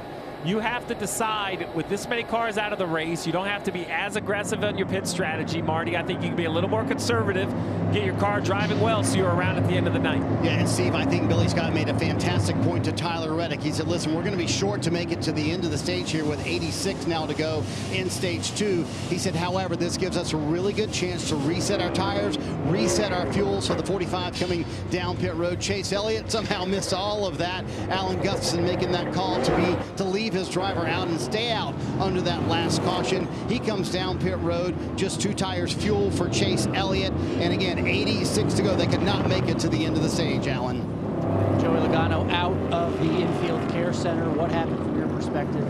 Big wreck. I was in the middle of it, so I haven't seen a replay to even know what happened. Cars were sideways, and you get in the brakes, and everyone's just running into each other. Just a speedway wreck, especially when everyone's so tight on the restart there. So wrong place at the wrong time. You know, we went to try to win the stage, and unfortunately we didn't get that done. And then, you know, you're going to pay the piper and go to the back there, and I guess here's the replay. Let's see. Oh. Yeah, the whole field wrecked. Yeah, and I'm just I'm in the soup there. Oh my gosh, look at that. Oh, that's horrible. There's always a question about being aggressive too early. What's your perspective on that?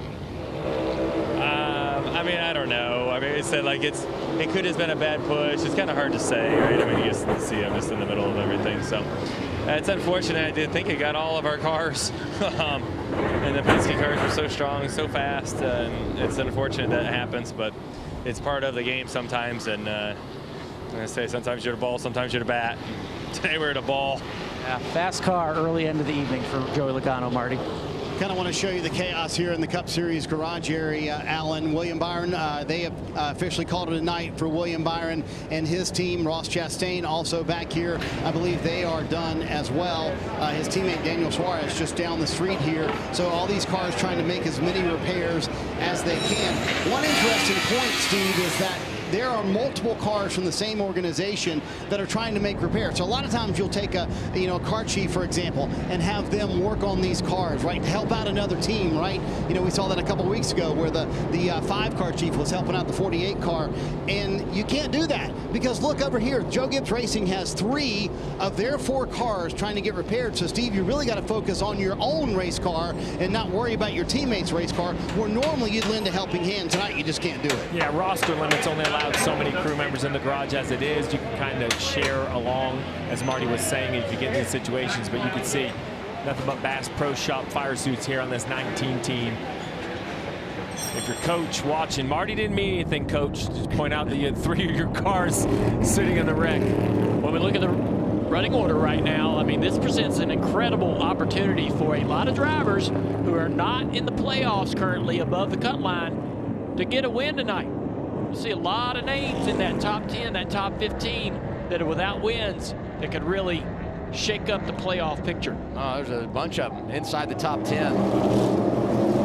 See how it plays out here. Track position is key to avoid the problems on track. Here are the drivers in the EchoPark Automotive Restart Zone. Busher Gibbs getting us going again.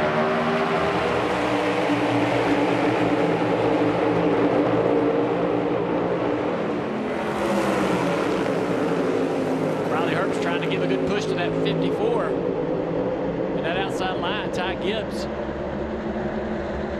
Good organization on the bottom as well, though, with Chris Busher. SVG trying to push him with the 88 car.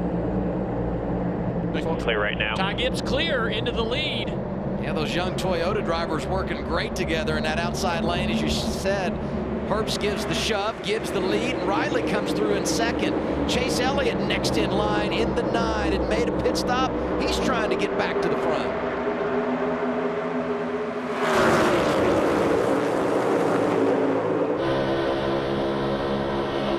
Half, quarter, bump your 3 top here, 3 top, 3. Shane Van Gisbergen making it happen in the 88. Yeah, he just went 3 wide around the 17 of Busher. Chase Elliott backs out of the gas there on the top of 3 wide. I might have seen a little bit of smoke out there from someone. Just a little bit of dirt from the speeding drive put down from the earlier crashes. 45 of Reddick to the top of the racetrack, trying to make some moves. 4 wide back there. 6 of Brad Keselowski gets to the bottom, kind of puts his own crease. My goodness. 10 of Ty Dillon had no clue that Brad was down there. Great move by Brad. Ty Dillon just about cleaned him and Brad both out. How about Ty Dillon? 17th right now.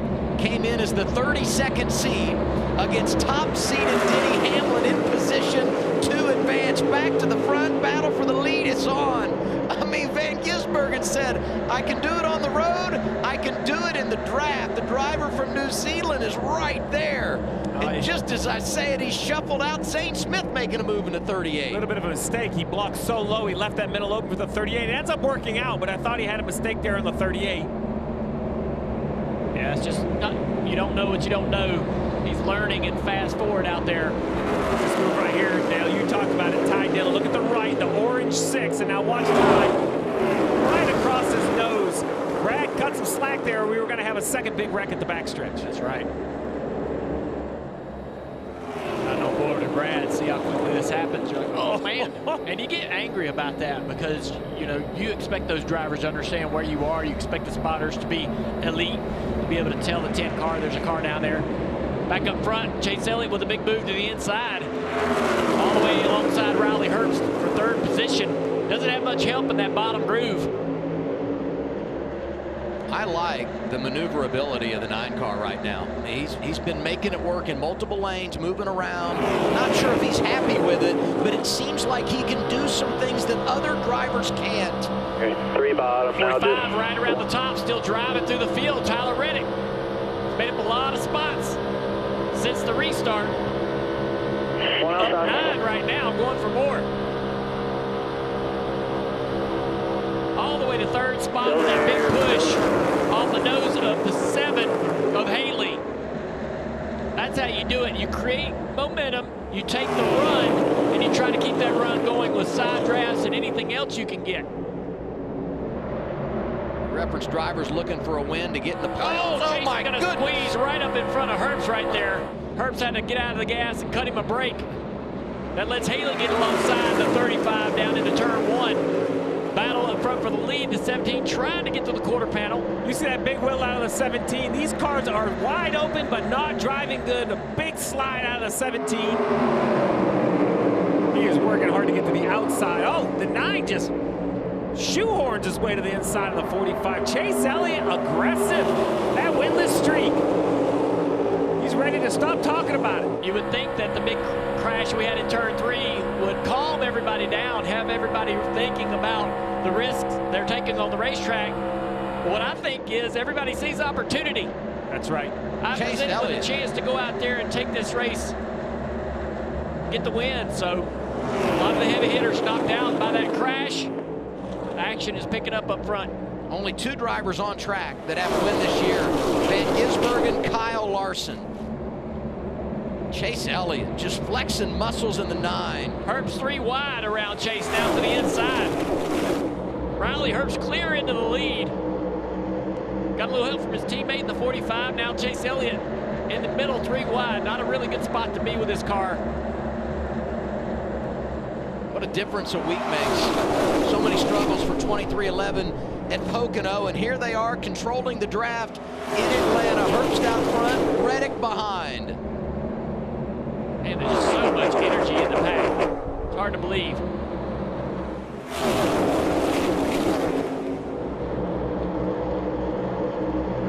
The drivers are making decisions, the same similar decisions they make at Daytona and Talladega. They're just having to do them 3 times as quickly. As you see SVG get into the fence up off of turn 2. Found himself in some dirty air there and lost the nose of the car. Reddick wants to lead. Here comes the 45. Jumps in front of his teammate. Still on tight with you, pushing you. They're going to get a big run back to Q2, just don't get too far out, so 1.5 off.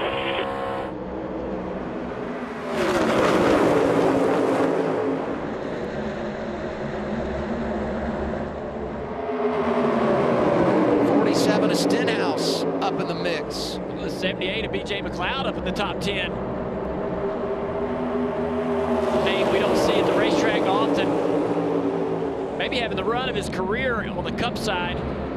You mentioned it, Dale, just opportunity.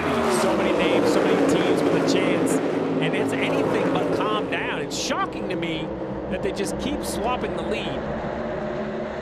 Chris Buescher, the name at the top of the board now as he swings low, slides high. 17 in front of the 45.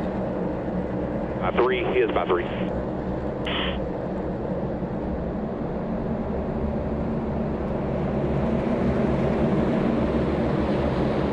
Chase Elliott looking for some help, losing positions on the inside line. He sees his teammate back there of Bowman. Gives him a little bit of help. Now down to the inside of the 38. Zane Smith draws up side by side with the 45. 3 wide, the 54. Ty Gibbs to the inside. 2 for 1. Here comes Gibbs. Been really fast lately at all different kinds of racetracks. He's now second. Yeah, there's Bowman getting aggressive. Oh my. Yeah, the 34 got into the Gilliland got into Herbst there as they were 3 wide for a moment. Through turns 3 and 4, everybody gets away unscathed.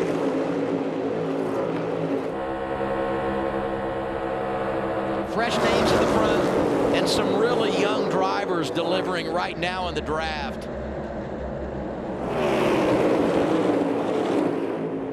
Oh, the 54 drives across the nose of Zane Smith. He has to jump out of the gas. Now that's a tactic. The 54 sees the 38 down there and drives across the nose, and he knows that shuts off the downforce, and the 38 will have to jump out of the throttle. It's a frustrating move if you're in the 38 car. You mentioned young. Oh, as we see the 54 jumps out of line. I was looking like Zane Smith, 62 starts. Oh man, that 17 is not comfortable. The back of that car really dances around. Yeah, the 54 drove across the nose of him, taking away the downforce from Chris Buescher. Now Buescher tries to get on the attack. The 45 and Tyler Reddick back here in third. The 38 alongside down the back straightaway. Where's the run going to come from? 3 of them. There's no help. Just keep his right rear here. There you go, beautiful. Just keep his right rear, meaning the 38 had no help. You put your left front on the right rear, and just like that, the 38 disappears behind. Great coaching from the roof. The spotter of the 45 right there making the calls. Chase Elliott gets by as well. Drives off into 4th position. Now to the inside of the 45, but he can't clear up the racetrack. He has no help. He's going to lose positions down the back straightaway unless somebody decides to get down there and help the 9 car. His loss of momentum opens the door for Stenhouse outside lane. 47 on a steady climb. This stuff looks so much fun. Little help to you here on your mirror in case you got to rush. Momentum on the top. And Chase, there's nothing he can do. Sees a little bit of help from behind, but Zane Smith's not scared to drive to the inside and see if he can make a pass or two. But he also he risks the same situation where he doesn't get the help and again loses positions. What about the distraction when you go around a lap car? Always makes me nervous when you come up on them like that. It's such a high rate of speed. You're just hoping they're going to keep it tight against the apron and not bounce up the racetrack or hit the apron or do anything that's going to allow them to jump up in front of you or squeeze you into the car on the outside line. Just got word Ross Chastain released from the care center. Now we see Stenhouse up here, as we usually do at these racetracks, mixing it up with that 47. To his outside that 35, Riley Herbst's first full-time season, 25 starts.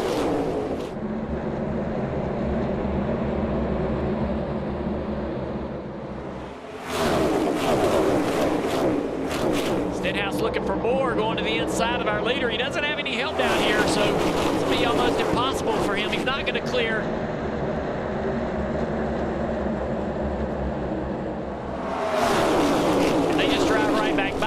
Thing though is he'll find another way to develop another run.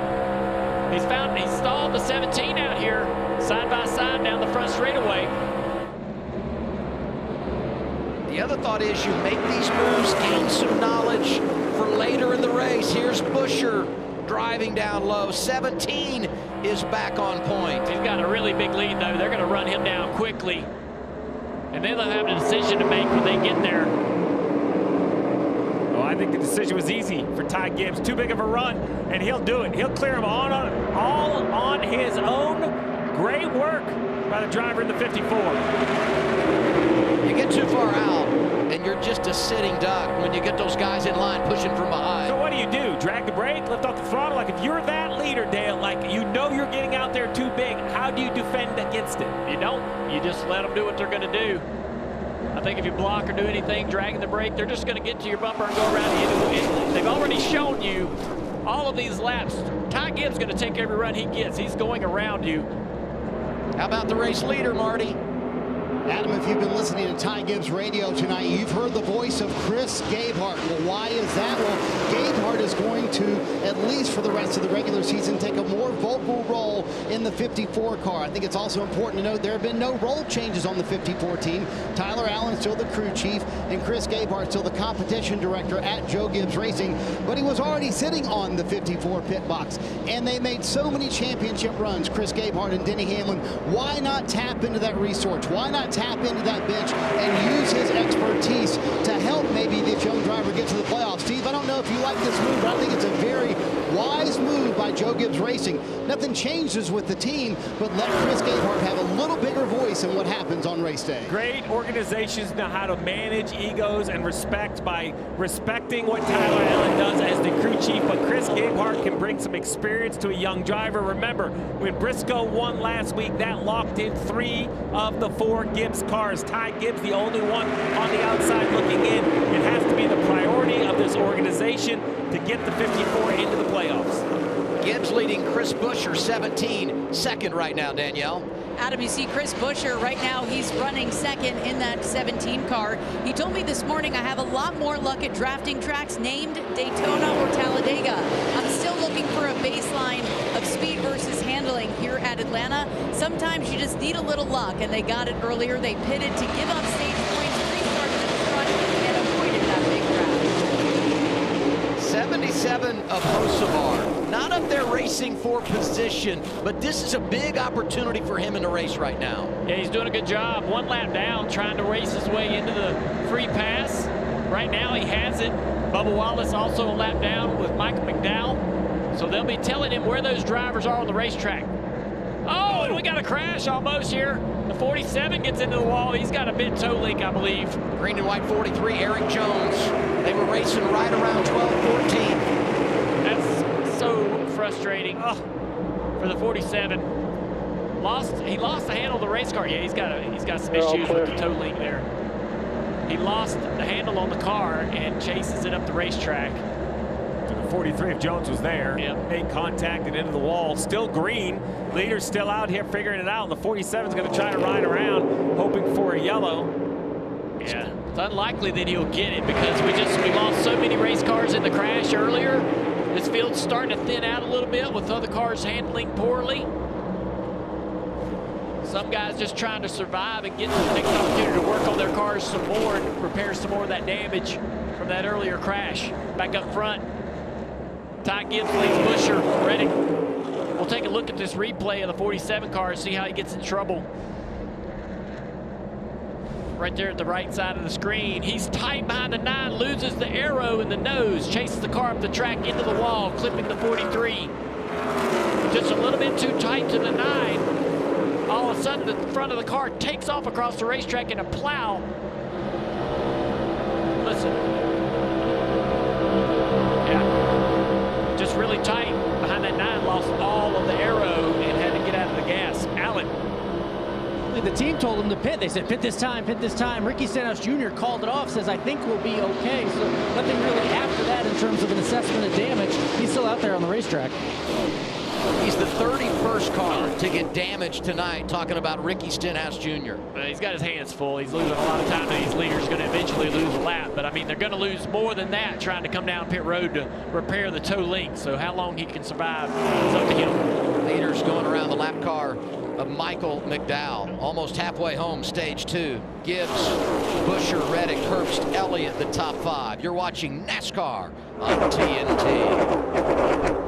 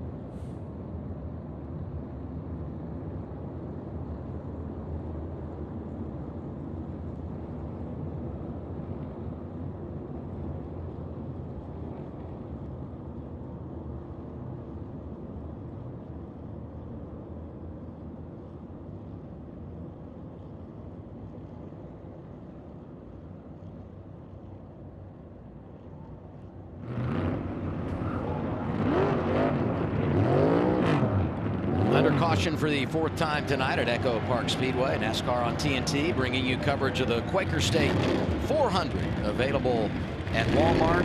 32 cars have picked up some damage tonight. The most recent 35, Riley Herbst. Yeah, he's just right there on the outside of the 9 of Chase Elliott. Loses the back of the car, overcorrects into the wall, and a little contact right here with the 34. Yep.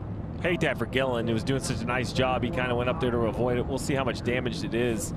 If it's slight damage, then he'll fit right in with the rest of the field, because as you mentioned, they've all about hit something. Yeah, the 35 has a right rear toe link damage, but also could not get the car back to the pit, so he'll get towed to the garage. 2 drivers very happy this caution came out. Gibbs and Busher last on pit road at lap 46. We're closing in on green flag pit stops, and really they were going to have to come 30 laps before the rest of the field. So we talk about gamblers paying off. The other guy that's real happy about this caution, 77 Carson Hocevar. He almost drove by the leaders to get back on the tail end of the lead lap. Didn't accomplish that, but he is the first car 1 lap down, gets the free pass here under caution 4th time tonight. Right on board with Brad Keselowski.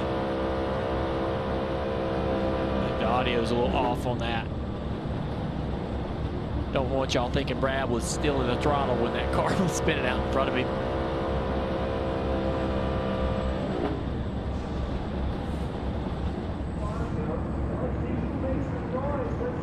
So now that the 35 couldn't get back to the stall, he'll have to get towed all the way to the, basically to the garage, do some repairs. Let's listen into the 54. Ready, Gimbo. Do we have any teammates still out here? Oh, copy. Teammates. We got the 45 who's in good shape, and that's it. Okay, no more. When you skip all the ones that come right out of your race shop and you just go to manufacturer teammates, that makes a major statement on what we're dealing with, doesn't it? Yeah, the 45s isn't a Gibbs car. It's just, let's see. Oh, I found another Toyota. There's another Toyota out here. One of them. And you look at this top 10 currently, and none of these drivers, a lot of these drivers have yet to go to victory lane. Yeah, I mean, and we said coming into tonight, there's so much on the line. And the unpredictability of this place and the wild card tracks that are coming. And tonight, some drivers trying to take advantage here. Hey, F1 the movie now playing in theaters and IMAX, rated PG-13. Check it out. Mr. Excitement, 77 of Carson Hocevar, free pass deal, right? Isn't that that's what he was racing for, and he was able to get it. Yep. It's going to be fun. I mean, he's going to be a story tonight, one way or another, and now that he's back on the lead lap.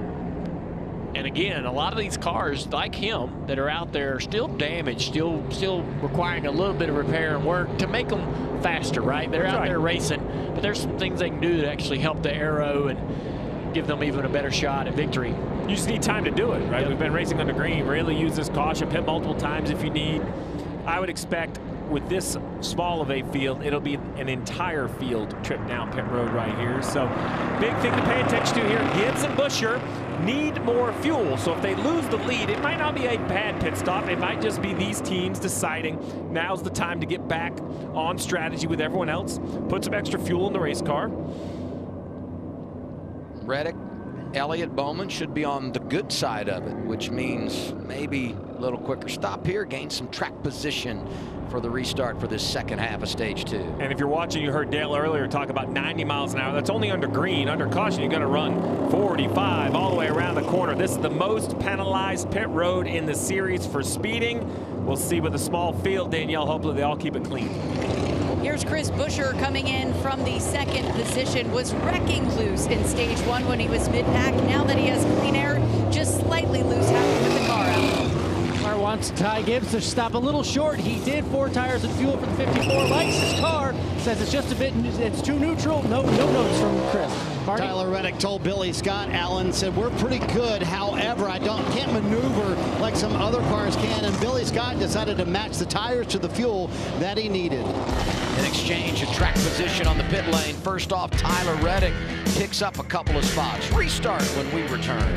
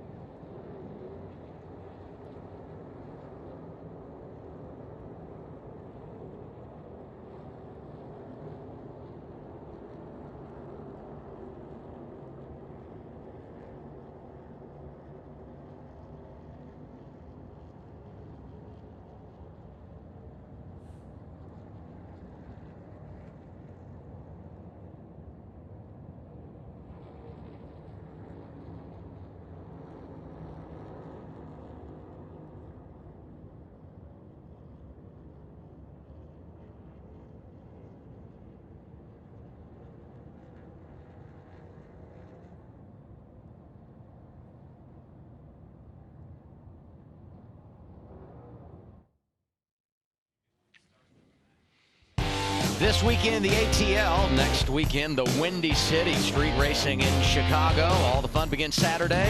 Xfinity practice and qualifying on the CW app.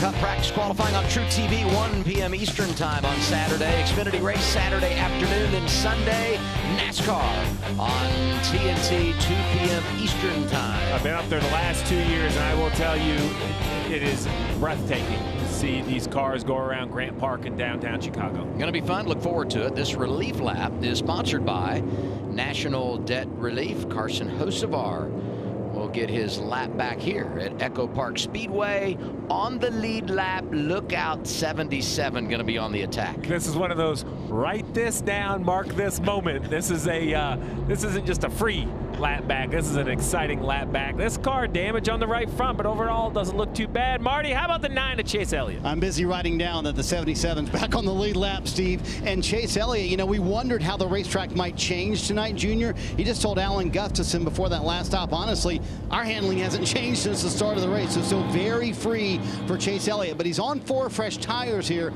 We'll see if he can make a little progress here. He'll restart 8th. And I will say, smaller field, I could pivot a little bit. My point being, you know, maybe fresh tires, maybe this, you know, give my driver a chance to go win the race. Smaller field, you still have a chance, but don't overlook some of these other cars. We've seen speed out of some teams that maybe we wouldn't have predicted at the beginning of the night. Front row, Reddick and Bowman. 43 laps to go, stage 2. We're racing again at EchoPark Speedway. Looks like the outside line's all locked together. It's going to help that 45 clear the 48. But here comes the momentum from the inside. Bowman back to the quarter panel. Down the back straightaway. Big push from the outside line. Clears the 45 of Reddick. Reddick's going to drive down in front of that 48. Try to get momentum off of the nose of that 48 car down the front straightaway. Superman put the cape on this restart.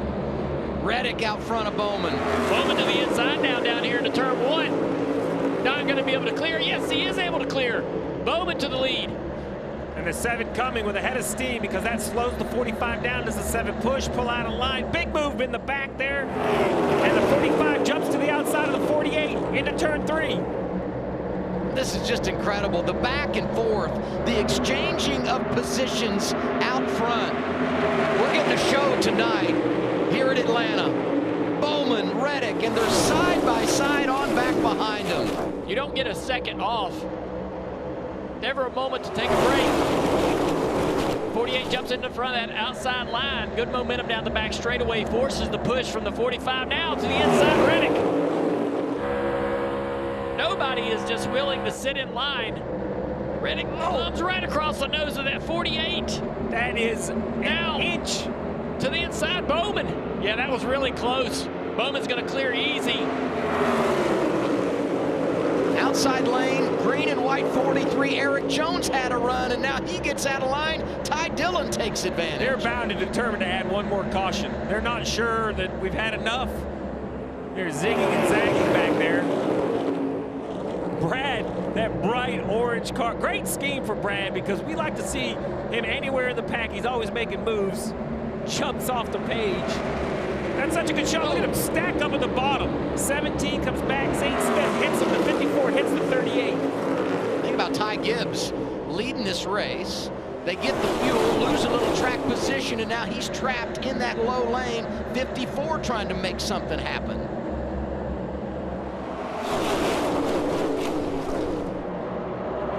Right now, no big runs. Out behind the leader of Bowman. Ty Dillon trying to make some moves back there to the inside of the 43. How about Ty Dillon, the 32nd seed? Looking decent with advancement, with the 11 having issues. But can you imagine if he could win this race? Leading right now the 48 of Bowman, Danielle. Yeah, Steve. I talked to Alex Bowman this morning. You remember a month ago that head-on crash at Michigan. Said he's still very sore, only 85% better. He said, in the race car, I feel the most comfortable. I have issues training during the week. I can't do much cardio because the main pain is down the right side of my back and all through my right leg. Still dealing with a lot of muscle soreness, which makes this performance that much more impressive. He's getting a workout behind the wheel tonight. I mean, all over the place, hanging on and trying to stay out front of the field.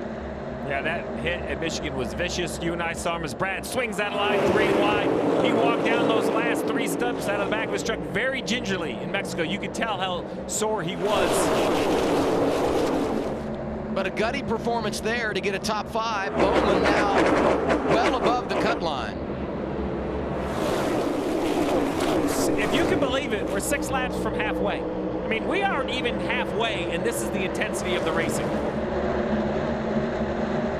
Your man Busher, Chase Elliott jumps out of line. Your man Busher trying to, you believed in him for the bracket. He's trying to give you something to cheer for, doing a really nice job.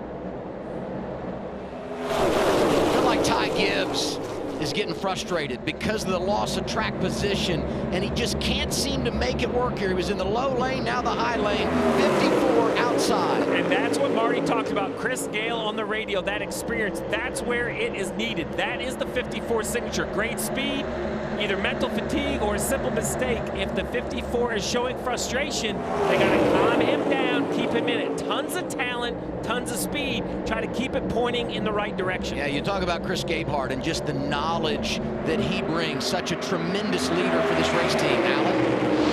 Well, Brad Keselowski, you can see him in that bright orange car. He was just lurking there, going back to about 9th right now. But he was involved in that wreck not too long ago. They kept working on the car. He told the team, look, the steering isn't perfect, but it's close. So they've been working on it. And he says he's just trying to be smart. He was a little free. When they pitted the last time, he told the team, if we're coming down pit road, I want 4 tires. And he's making all use out of those 4 tires right now.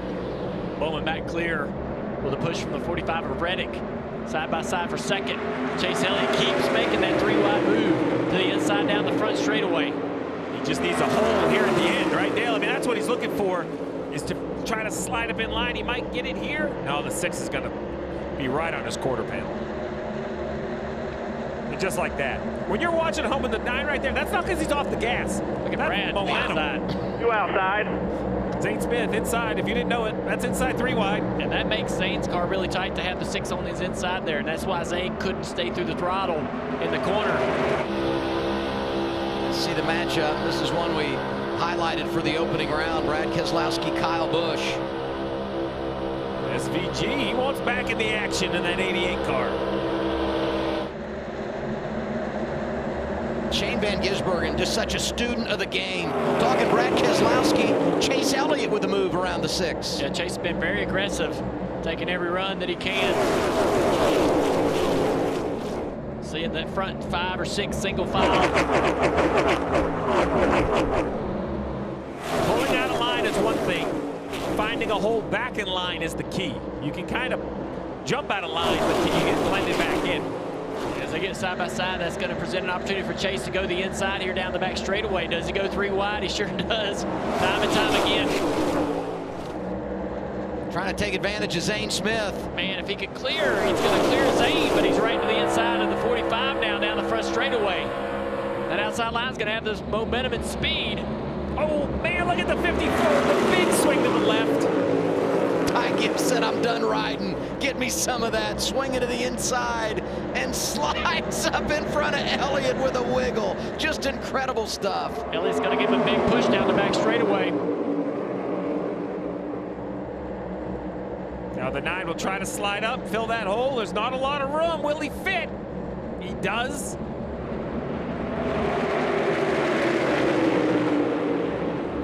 And now these front 9 have kind of got away a little bit. Busher to the lead now around the outside of the 48 of Bowman. And Bowman's glad to see that team, well, not his teammate, but Ty Gibbs in the 54. Stay there, Ty. Give me a little help down this back straightaway. A Ford is there, a Chevy, and a couple of Toyotas.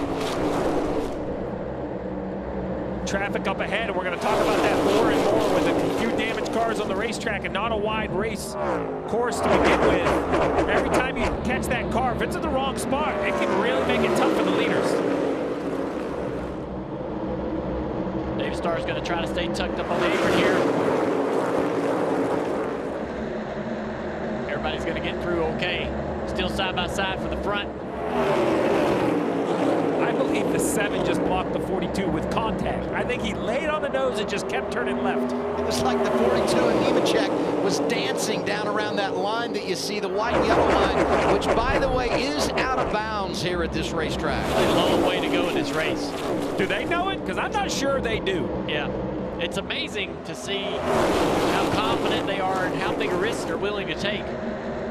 That's what's made this track what it is. We can talk about the reconfiguration, but I tip my hat to the drivers because they could come down here and all be patient, work together, but they don't. They do this lap after lap, putting an absolute show on for the fans. Yeah, we see such different racing here versus Daytona and Talladega. Eric Jones, I had a feeling he had a run, and he takes it. I think jumping to the outside is less risky. You kind of get a little help down the straightaway. Less risky for the draft, maybe not less risky for handling. Good night for Legacy Motor Club. Both their Toyotas inside the top 10. Jones, one of those. He's got a win in the draft. Came at Daytona a number of years ago when he was driving for Joe Gibbs Racing. Bowman in front of Busher. Then it's Reddick and Zane Smith, the top 4. 25 laps to go, stage 2. Big finish coming in this second stint of the race. Hang with us. You're watching NASCAR on TNT.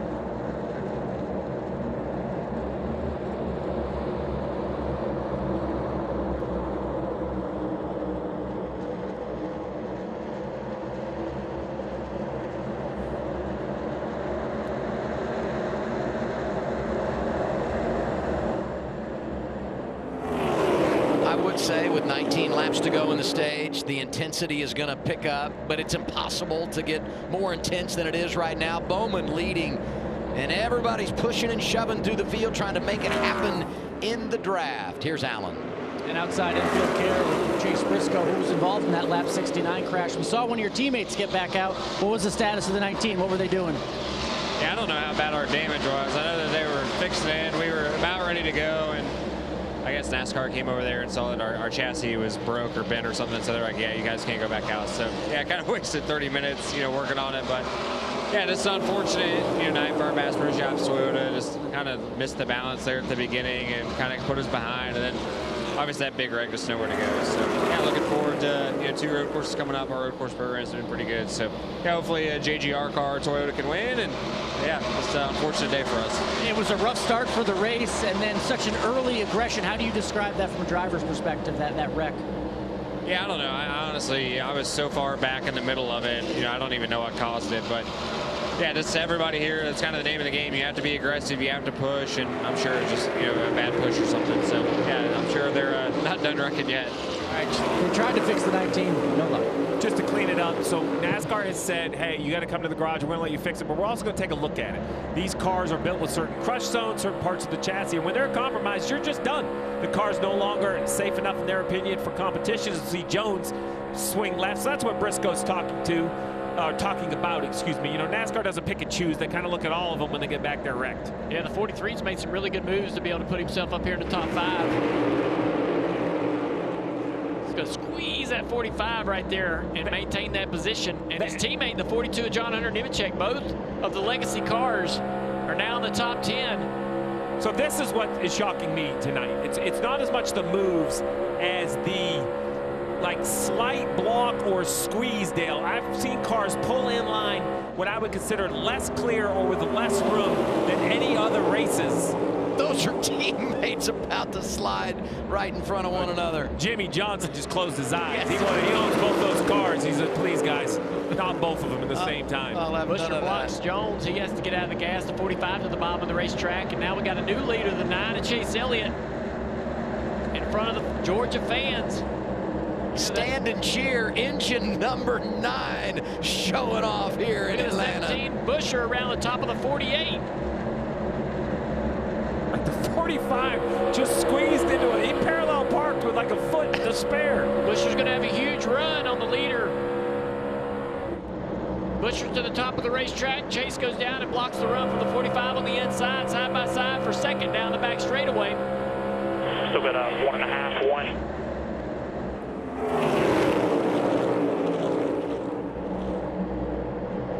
Oh, the 54 loses the nose big time off the back of the 43 right there. The fire out the pipes, meaning he was out of the gas.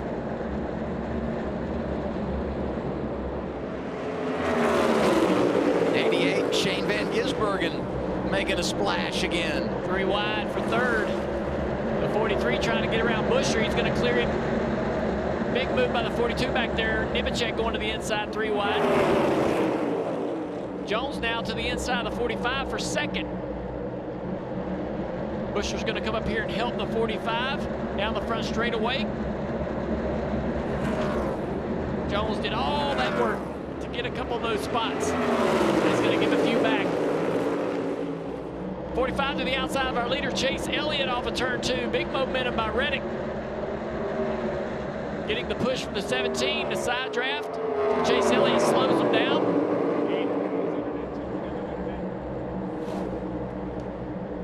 Now we're side by side, multiple rows deep.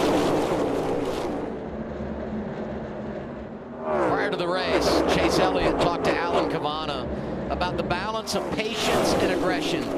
10 to go in the stage. Someone who I feel like has been really patient right now as they go around the lapper of David Starr is Eric Jones, just easing his way to the front in the 43. And he's right there in that second lane now as we head toward 9 to go, stage 2. Well, the opposite of that is that 54 and the 6, back about 4 cars. Anything but patience. They are zigging and zagging, trying to find a move as the 43 backs up to his teammate, the 42. Big run.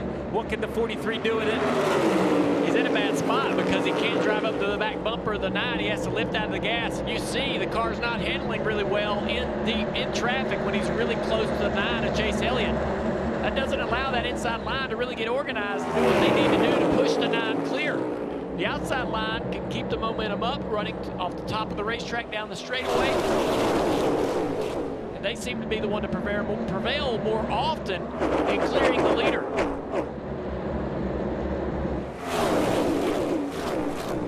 8 to go in the stage. Chase finally gets the push he needs off the nose of the 43. A little bit of trouble right there with Priest off of turn 2. Smoke out of the 60 car.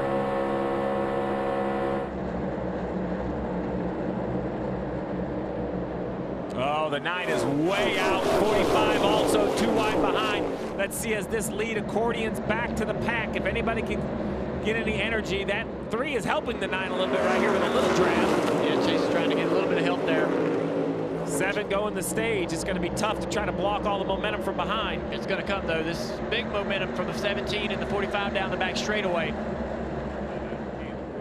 Remember, we had a crash and ended stage 1 under caution. Something to think about as things fire up here at the end of stage number 2. 6 to go. Big push from the 17 to the 45. He's going to stay right behind Chase. Dives to the inside of turn 1. Side by side for the lead. It's not enough momentum for him to clear. Barely. Yes, he's going to get in front of the 9. Nemechek helping in that Chase exchange. back to the inside here. Clear. Such a good job by the 9 to go from defense to offense in just 1 straightaway. Take the run. It's my kind of racing here. Look at the 45, a good little push he got. Goes to the inside of the 9. Drives up the racetrack, takes the air away from the 9 car. Chase with another run, coming back on the inside possibly.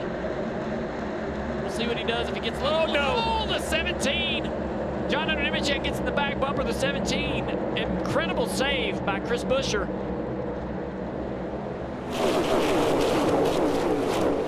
Four to go this time around.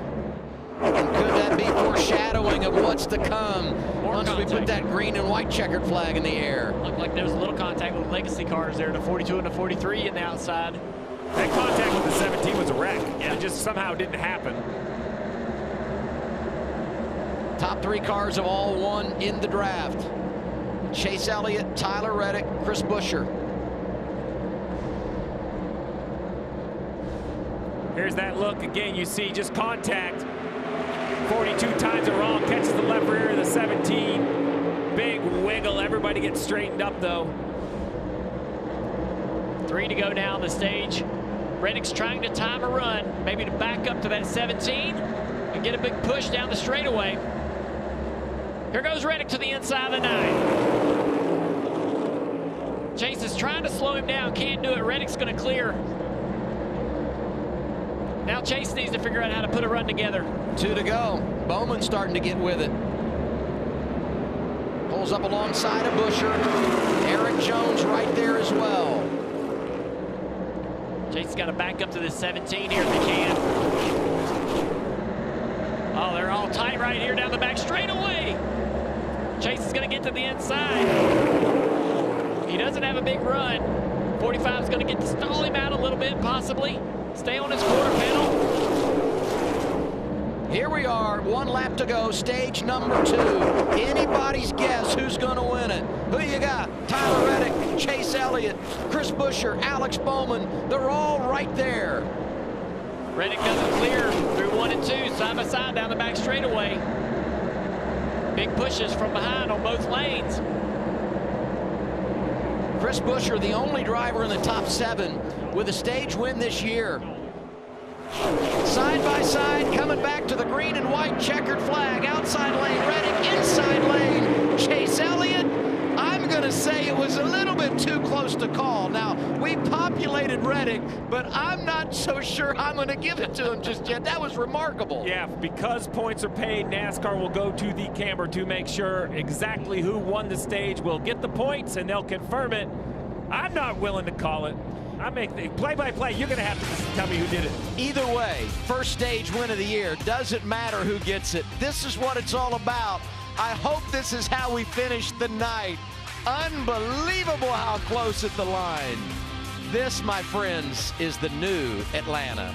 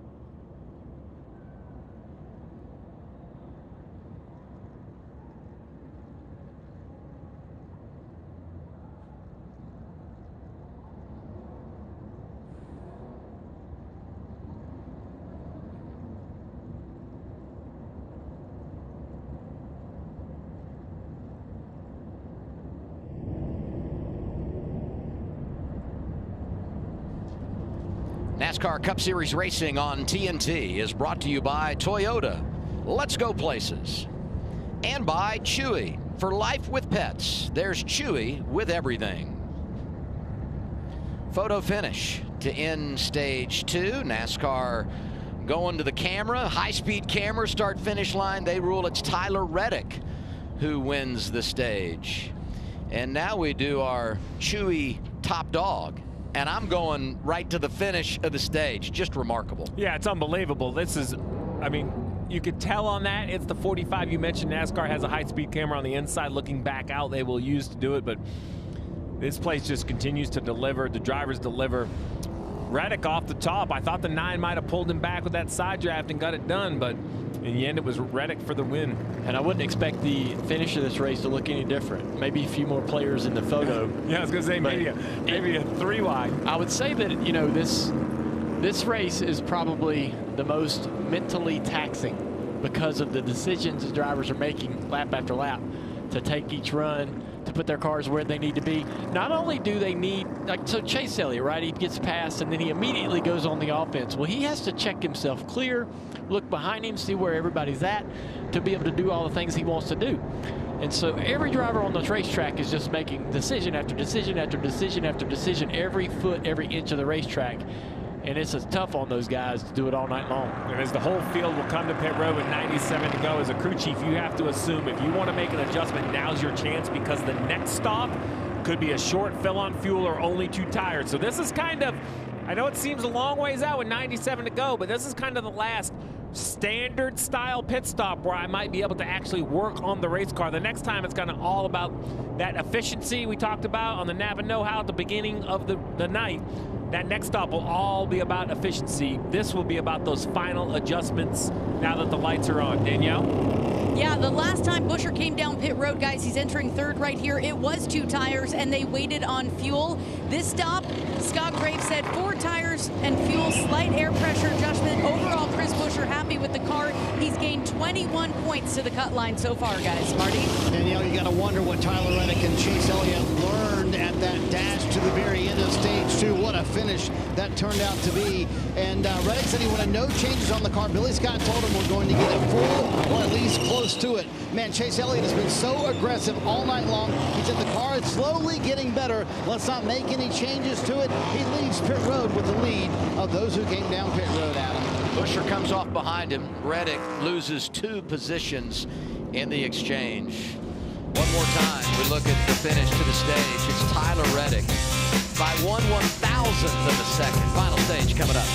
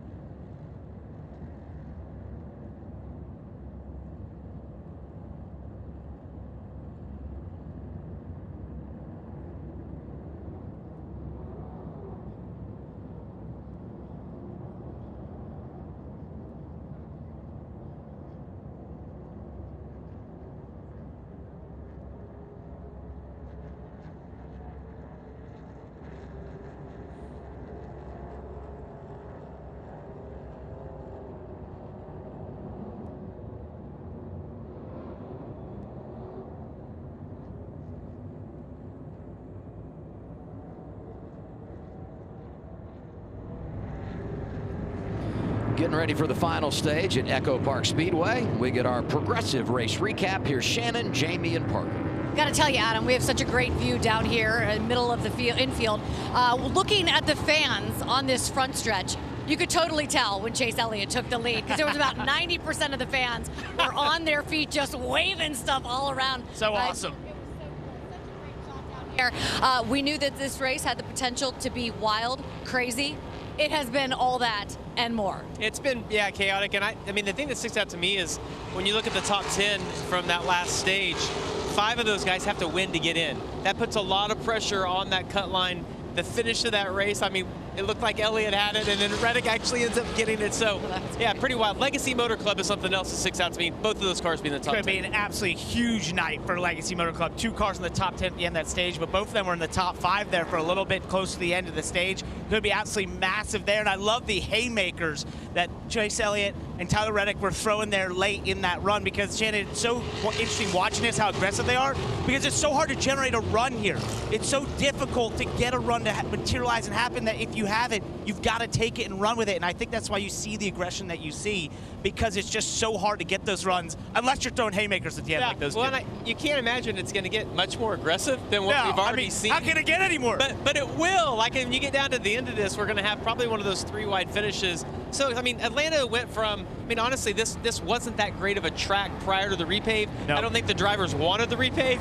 It has turned out to be just one of the best tracks in the entire The old Atlanta was great for us, the drivers. Yeah, it wasn't great for you guys watching at home. This one's just awesome all around. Don't repave it, don't repave it. That's what we heard for years, and they did, and this is what it turned out to be. Remember the start of stage 2, though, guys. Oh, chaos. Yeah, Oh, yeah. that's what's going to happen here, too. There's not enough cars left to wreck that large, just so you know. There was 23 cars. Be careful what you say. There is enough cars left to wreck. We are going to be here for post-race coverage, so we want you guys to join us. We'll hear from some of our favorite drivers, but you know what, Adam? We still have 100 laps to go. And man, if anything we've learned in the first 2 stages is we don't know anything about this Atlanta Motor Speedway. Yeah, good stuff coming. Thank you, Shannon and guys. And now we get our relief lap, sponsored by National Debt Relief. Bubba Wallace getting back on the lead lap here at EchoPark Speedway. It's been a long process for this 23 to get back on the lead lap, and not sure what kind of race car he has after the repairs. How dare Parker says there's not enough cars left to wreck. If there's one, there's enough. Yeah, you talk about Bubba Wallace and his situation.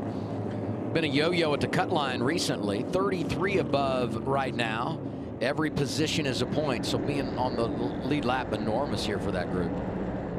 Still no Hocevar sighting late in stage 2. We thought he might get up through there after getting his lap back. We'll see what he can do in this stage. Oh, I believe we're going to see him at some point. I just haven't counted him out yet. Elliott Busher front row. We're rolling final stage.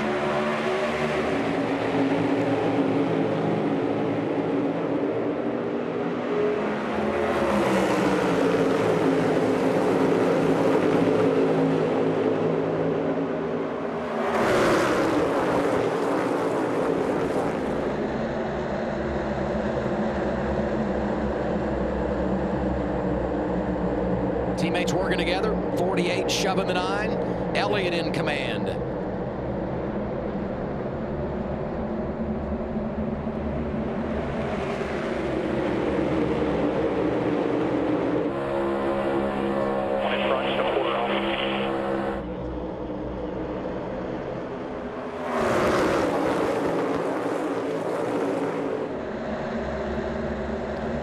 Tina Busher almost into the wall there down the back straightaway. 9 car Chase Elliott's going to stay at the top of the racetrack. That's where most of the organization is. Most of the cars, they have the numbers at the outside line. Brad Keselowski in the bottom now to the back of that 48 car, going to help out Bowman. Brad's going to get a little help from the 43. Big push from the 17 for Chase Elliott. It's going to keep him clear.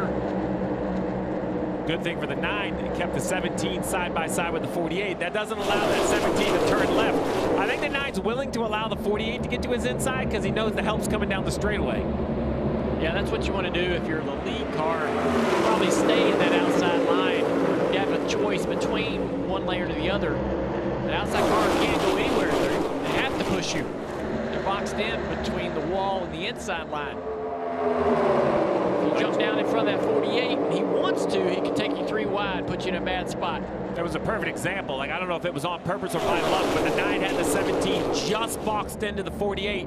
We'll see if he pulls it off again this time on the backstretch, right? So the 17 is going to shove the 9 out, and down the backstretch, the 9 and the 17 is going to extend that lead, but the 9 wants to make sure the 17 cannot turn left and get to his inside. Well, right now he has the 48 in there. Brad Keselowski's doing a good job with his 43 of Eric Jones to help this 48 have a chance in taking the lead. But right there, you see the 6 lose all the nose and momentum. He has to jump out of the gas. 3 wide, courtesy Ty Gibbs, who tried to make something happen in the low lane. Now it's Zane Smith, a little crossover of momentum. Oh, Busher. Oh, he's loose up there, top of the racetrack. I don't know if he drove to the top or the car drove him to the top, but he went to the 3rd lane. And that killed the 9's momentum, right? And that allowed the 48 of Bowman to be clear now on the bottom. This is really the first time we've seen the bottom succeed a couple rows deep. Yeah, Brad Keselowski and Eric Jones did really good work to actually make that possible. Brad's an aggressive pusher.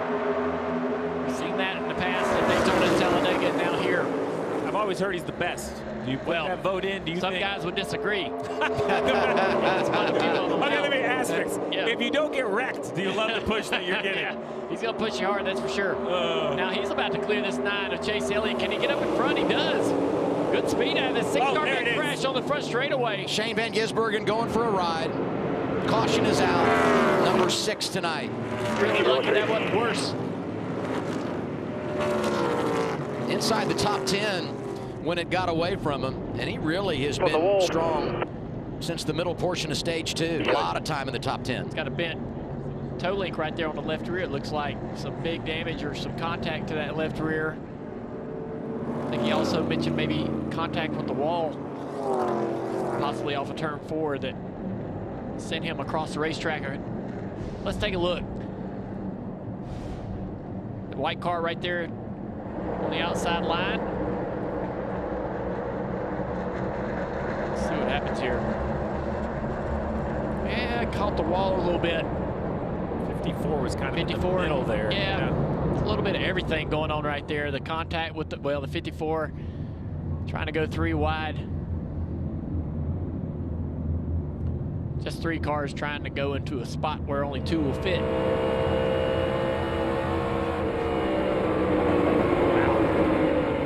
Bubba Wallace front row seat. And that just could have been a lot bigger than it was. I know Shane's got the damage.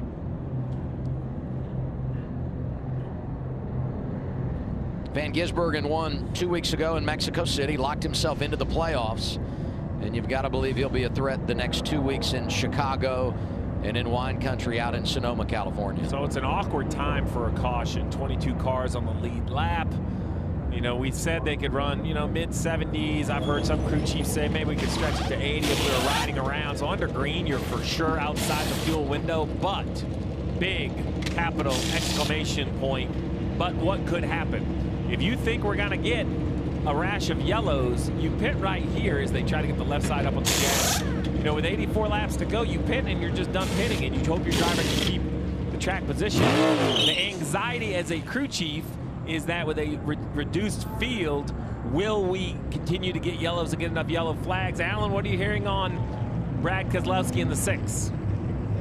You just laid out. Jeremy Bullins, the crew chief for Brad Keselowski, said, look, we're just outside of our window, so we are going to stay out because we can't make it if we filled up right now. And just kudos to that team because, again, they were running with damage before the last pit stop. Brad even questioned it and said, hey, look, do you want to come down and maybe fix the steering a little more? Do you want to fix some of the damage we have on the nose? Jeremy Bullins said, no, let's keep that track position. Looking to be a great decision at the moment. Brad Keselowski up to 2nd.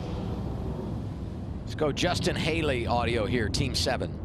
Saving here, bud. We get a little closer to our window. We're just outside of it now by probably, I don't know, 7 laps.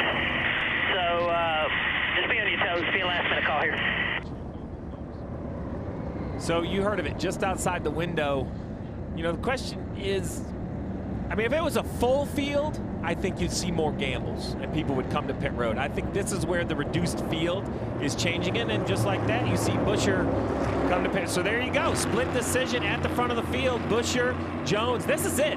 Like, they're doing this for two reasons. One, I think they're gambling on making it on fuel, and I mean, look at, I only see 3 or 4 cars stay on the racetrack, so it ended up being pitting being the more conservative call. I love this call. I love being aggressive. I just think that's how you're going to win this race. Going to be 23 cars on the lead lap when Austin Dillon gets the free pass. Buescher leading him down right now, Danielle. Here comes Chris Buescher, guys. Overall happy with the car, but just before that caution, Scott Graves came on the radio and told him to save fuel. The last stop was 2 tires. Waiting on fuel here, Hardy. You see the 45 of Tyler Reddick coming down pit road. Billy Scott told him, if you see the majority in front of you come down pit road, let's come with them. So right side tires and fuel. They said they only needed a second and a half. But Steve, to your point, outside the window, but they get 1 caution, they're in the game to make it to the end. Yeah, and Marty, it looked like right sides from your location, but actually I don't think they took them off. I think they just jacked it up and tightened the right rear tire, unless I missed it. We'll check on that and update you when we return.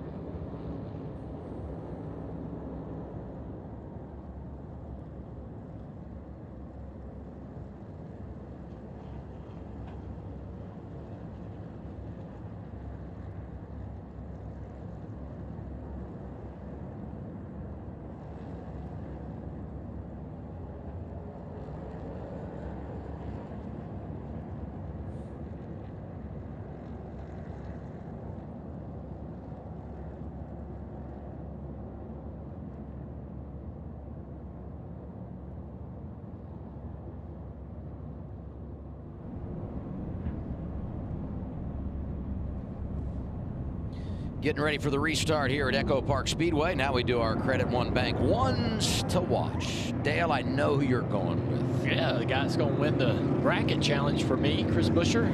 3 top 10s in the last 3 races of 2025. A lot of momentum. Running up the top 5 all night long with that 17. The top of my bracket at the end of this thing has missed all the wrecks tonight. The 9 of Chase Elliott doing a really nice job trying to find his way. Trying to find his way to victory lane. Winless streak up over 40. Looking for that 20th win of his career. I love this onboard right here. That clear visor. Will be taking a look as he throws the blocks. Looking at Eric Jones from my man to watch. Going to restart inside the top 10 here. You think about where he is in relation to the cut line. Yeah, he's going to help himself tonight, But the bottom line is, if he's going to go to the playoffs, he needs to win. He's won in the draft, did it at Daytona. That was his first career victory a number of years ago driving for Joe Gibbs Racing. A lot of faith in Jones to get it done here tonight. Let's go to Marty. Adam, that was Tyler Reddick's call to bring the 45 to pit road, and got to give credit to Eagle Eye Steve up there in the booth. Steve, you were right. He had a little bit of a vibration to start that run, so they just wanted to make sure that right rear was tight. And again, all those who pitted just a moment ago in a little bit better fuel situation than the top three. Thanks, Marty. Yeah, there's enough going on out there. You definitely don't want a vibration. But look where they're at. They're still on row 3. Everything's going to be fine. Got a little extra fuel in the car. Front row for the restart, 79 to go. A little Bowman, a little Keselowski. Winless drivers, the theme up front. That's a good job on the inside by the Hinder cars with a little help from Chris Buescher as well. Look at the connection. Yeah, Chase's going to go the inside here. Teammates slowing each other down, little side drafts. Here comes the pack, a huge run from behind. Ty Gibbs, big shove, bottom lane, 17, Chris Buescher. Teammates continue side by side with Bowman outside of Elliott. Brad Keselowski going to give a helping hand in the draft. That shove will clear the 48 easily.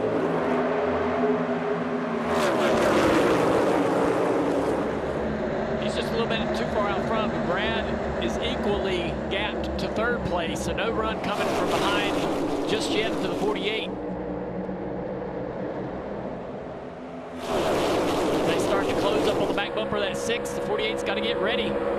Big push coming. Brad's going to drive to the inside. Look at this.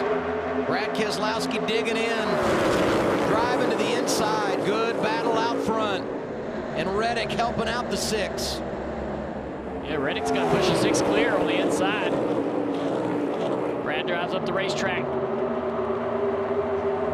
Big run from the 38 coming from out back. Yeah, did a nice job. Something happened. The 54 and the 10, they checked up. The 38 passed both of them, and Wisely got right in line. Dane Smith trying to work his way back into the top 5 here.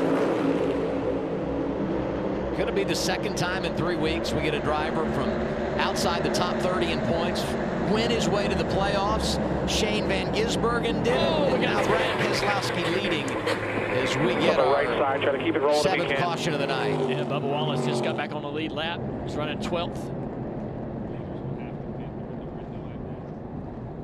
Everyone that just pitted, shutting off, coasting. This is a free lap right here for all these cars trying to stretch their fuel. Let's see what happened to the 23 of Bubba Wallace. Oh, where is he at? Oh, he just lost it. Yeah, top of the screen, comes in sideways. That's interesting. He had just gotten himself back on the lead lap, so maybe this is the first time since the accident that he's actually put the car in really, really competitive speed, really pushed the car. And just for some reason, it jumps out from underneath him. I go right to that cut line. Bubba right now being shown 15 out. And Dale and I talked about this. Every year, the cut line winners move the cut line up. And with Brad leading, it's even crazier because he's so far down in points, he's on no one's leaderboard. So when you populate him into 12th as a winner, that is just a big change. And I should have put an asterisk on that because the 15 points obviously being majorly impacted by the fact that Keselowski is leading this race. Well, that's what we talked about weeks ago, is how that cut line's going to move with new winners. And Steve said it would move. I believe most of the things you say, Steve. Hey, I like that. I'll take it. You were so correct, because Bubba was way up at one point, more than 60 points above the cut line. And now, we still got racing to go, but Bowman, Buescher, those guys aren't safe. Buescher's even told us he's in a must-win situation. Brad Keselowski leading. Here's 6 radio. Feel like we gotta put fuel on it here because we can make it from here. I mean, we're still just outside of it, but we're close enough now to where I think by the time you get one more caution, you'll be okay. And 4. I agree. This is not an option. They're kicking themselves probably because a lot of guys that just pitted 8 laps ago you see on the pylon, they're going to stay out and use these yellows and hope to connect, so they're going to lose some track position. But not pitting here is just ignoring the facts, right? I didn't hate their call to stay out. I don't think they made a mistake. The yellow kind of just caught them off guard. It was an unfortunate yellow, happened right away. I like what Jeremy Bullins is saying. Remember, all the way back to last week, the communication issues. This car comes down pit road when it's closed. They put themselves back in position to have a chance. You know, there's a lot of ups and downs in the roller coaster of a NASCAR season, and that relationship from driver and crew chief gets tested because it's so emotional. So I love the very clean and clear direction from on top of the pit box. It's come in, get fuel. You got a lot of time. You never know. Now our Xfinity fastest lap. Going to pay a point into the night. Cody Ware, top of the charts right now. Stenhouse on the board with Christopher Bell. Interesting, those two are there because they had to match up in round 1 of the in-season challenge. With 74 to go and the risks these drivers are willing to take, it wouldn't shock me if that gets bested again, just from the pushes, right? That's where this pace and speed really comes to. So I think next time by, pit road will be open. You know, that is the one challenge. We talk about pit road entering on the backstretch. The thing you don't think about is safety vehicles use turn 3 and 4 apron a lot. So you don't open pit road maybe as often as you would at other tracks, but as a crew chief, I'm thinking that means every yellow, you know, on every yellow here, I get like an average 2 more laps than I do at other tracks. So that goes into that fuel conservation conversation. I didn't think I would get those 2 words connected without stumbling over them. Nice. I saw you stare at me like, I can't believe you just said that without sounding foolish. Aggressive. I appreciate that. 73 to go. You're watching the Quaker State 400 available at Walmart. NASCAR on TNT is back. We're excited about it. Got a great run of races ahead. We're live at EchoPark Speedway, and here we go, Steve. As expected, leaders come, and not shocking, other guys that were just on pit road will come again. The difference is they're going to be there very quickly. Now, I will say, when you have mismatched plans in the pit box, communication is key.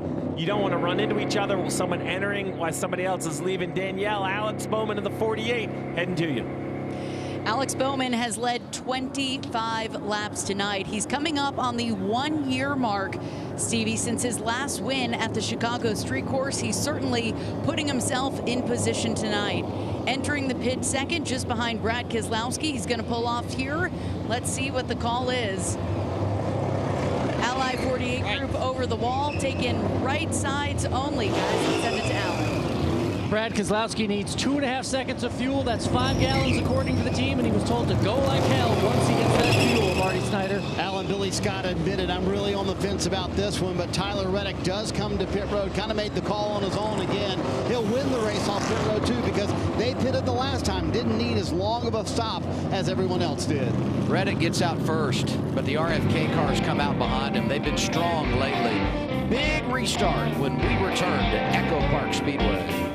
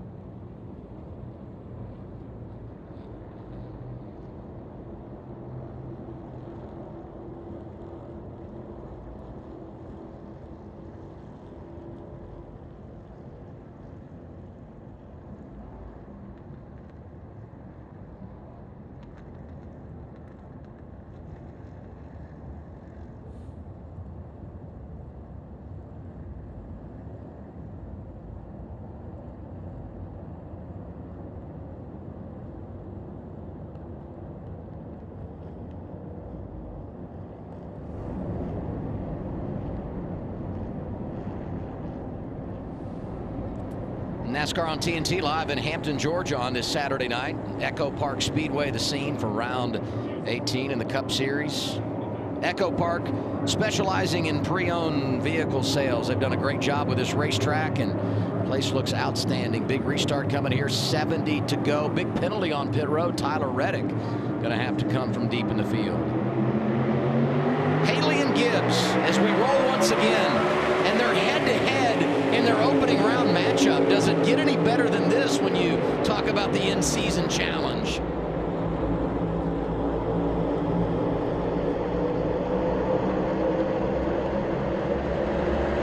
Saw some wild racing all night long, but you got to imagine the risks going to be bigger, the moves bolder. The drivers understand. Got to start moving to the front, trying to take control of this race. If you want to win it, 7 to go, 69 to go, a long ways. I want you to look at that inside lane, third car back, Connor Zilich. I mean, a young kid, 18 years old, running full-time in Xfinity. This is his third Cup start. He's been on a road course. He did the Coke 600, longest race of the year. And oh my, is he just showing off his talent again as we flash to the front and look at the 60 of Ryan Preece. Big run coming down the front straightaway. The 17 in the back of the 54. 54 going to try to push this 60 car. Every other time he's been diving to the inside to try to take that lead. He knew the teammate of the 60, the 17 of Busher, is running third, so he probably wouldn't have had that help. 45 of Reddick trying to make some moves back here in the pack. Yeah, got that penalty, lost the track position, trying to get it back is Reddick. Already back up in the top 10. Here's Allen.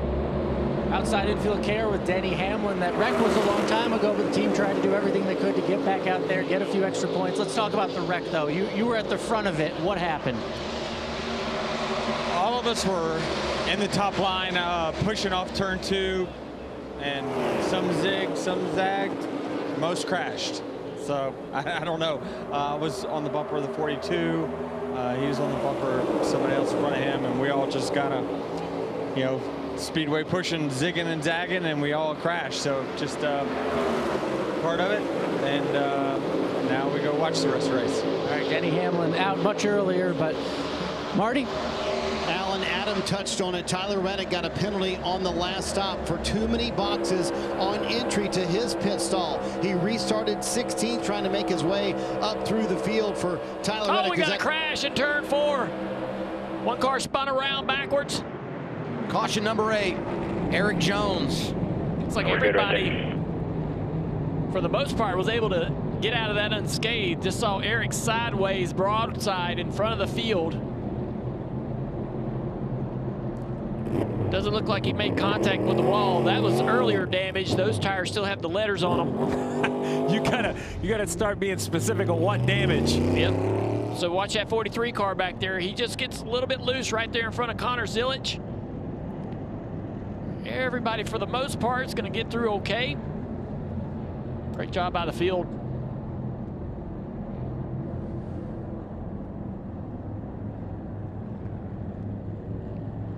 Pictures look unbelievable. Gives me an opportunity to salute our crew.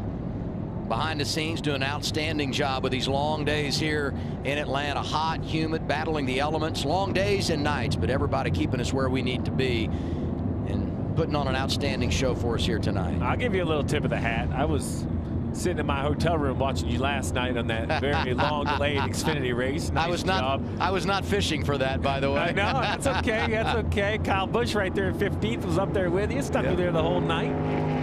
Do I get to collect 2 days of per diem because we were on after midnight? How does that work? That's a different group you're going to have to discuss it with. I can't help you. Ricky Stenhouse, you see passing the pace car. He'll get the free pass, put him back. 21 cars now on the lead lap. Yeah, he had that damage to the toe link that they've repaired, and be interesting to see if he can make something out of the rest of this night. That'll be 21 cars on the lead lap. You did such a great job yesterday. Guess what, Adam? You get to be back at it next week. That's right. We're going to the streets of Chicago. NASCAR Xfinity Series racing Saturday afternoon on the CW, 3:30 Eastern Time. And we make the nice transition to Connor Zillage. He's been impressive on Saturdays lately, Danielle. Friday this weekend in the Xfinity Series. But when he comes over and does it on the Cup side, he's been doing a great job as well. And did you just see that save? Staying away from the 43 to keep his great night alive. Making his third Cup start, Adam, tonight, his first on a drafting track. And everything is going according to plan. He told me this morning the goal tonight is just to learn. Take it easy in the first stage. Learn how this next-gen car drafts. And then by the final stage, be in position up front when it counts. And we mentioned the fourth place Xfinity finish last night. He said, there's nothing relative. The car is different. The draft is different. Look how quickly he is picking things up here in the Cup Series, Adam. Impressive. No doubt. Yeah, the one thing I'll say about him is when he talks about racing this Cup car, he says, I'm just there to learn. He talks about his experience out on the racetrack and what he's learned and what he's done and seen racing in these Cup races, but he always kind of backs that up with, I'm only out there to learn. I'm only out there to run the laps and understand the car. And as he's doing tonight, he probably has a car that he could be more aggressive with and drive up in there and push and battle in that top 6 when he had the track position. You'll see him be very careful, and he's faded back a little bit, but he is learning exactly how this car is. It's completely different than anything that he's ever driven, even on the Xfinity side. So good for him to be smart, get out there, run all the laps. Maybe at the end of the race, when it's time to push with 30 or 20 to go, we might see him being more aggressive, but he's just trying to get every lap he can tonight. A few takers coming to pit road. Maybe just to be sure on fuel well inside the window with 63 to go now. Maybe just some tires. Maybe, like, you know, for me to do what I need to do, to pull and push and tug on that steering wheel, I need a little bit more grip, put some tires on it so I can be on the offense. Maybe just to tape some more panels up on the car. You never know with all the damage we have out here. 7 heading your way, Alan. Yeah, long night for Justin Haley. At one point tonight, he said he was 10 out of 10 tight, but they've been working on it. At one point, up there in the top 5, top 3. Didn't pit last time for fuel. Wasn't sure if that was going to be the strategy to keep them going, but he's in the pits now, getting 4 tires and fuel, Marty Snyder. What a fantastic night it's been for Ty Dillon, hanging out in the back half of the top 10, really for much of the second half of the race, as Justin Haley has a problem trying to leave his pit stall, but Ty Dillon going to go with 4 fresh Goodyear tires too. And Steve, I think you're exactly right. I think that's the play. They knew they didn't have a car that could win the race for Ty Dillon, so why not come put tires on it and see what you can do? Absolutely. You know, find an advantage. You don't want to be the weakest or the worst off on a certain strategy, jump over to another.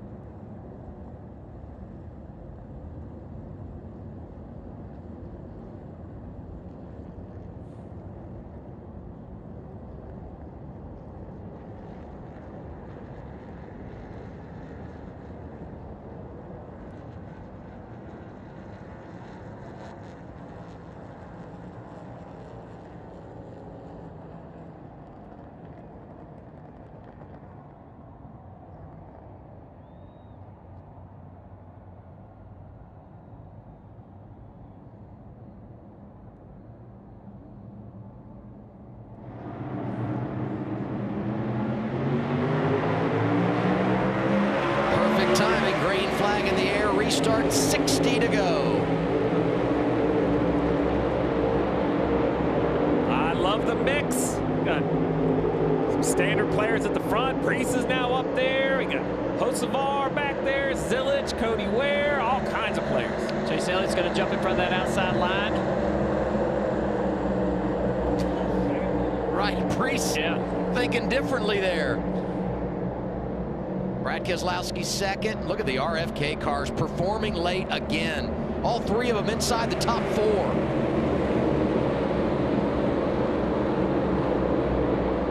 Oh, Chase doesn't know where to go. Brad's going to stick right there on his bumper, though, down the back straightaway. Brad fades back to the Priest car, number 60 in third. Big run for the 6th down the back straightaway. He's going to dive the inside. And look who's diving around behind him, 77 Carson Hocevar. Back in the game and letting everybody know I'm here to play. Yeah, that outside line's going to get real popular. We're going to see a lot of people driving to the inside. Chase Elliott now going around, taking the lead. The 66 of David Starr is spinning around on the front straightaway. Green right now. Looks like he might be able to get this car to pit road. Look at Brad Keselowski out of line. Drafting help from his teammate Chris Buescher. Caution is out. David Starr just slowly meandering off of pit road is going to stop the car here at the pit exit. It's been a long night for David. Driving that 66. 18 laps down, now 19. See, they've had some contact with the wall and flat tires, unable to move that car. You saw the caution numbers earlier, total caution numbers. When you look at this racetrack in the draft configuration prior to what we had in those races in the years prior to making the change.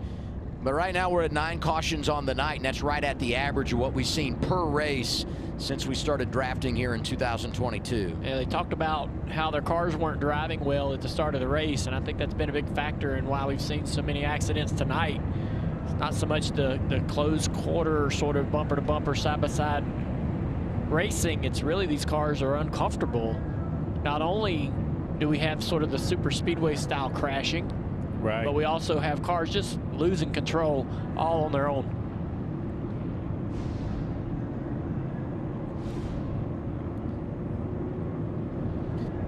We're going to take a look at this replay right here with David Starr down the front straightaway. And he's already lost the car off of turn 4.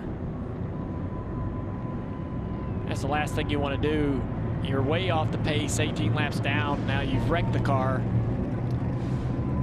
by the end of the night. Just a tough race. He came in here with not a lot of experience in the Cup car this year, and it's a tough situation with a small team.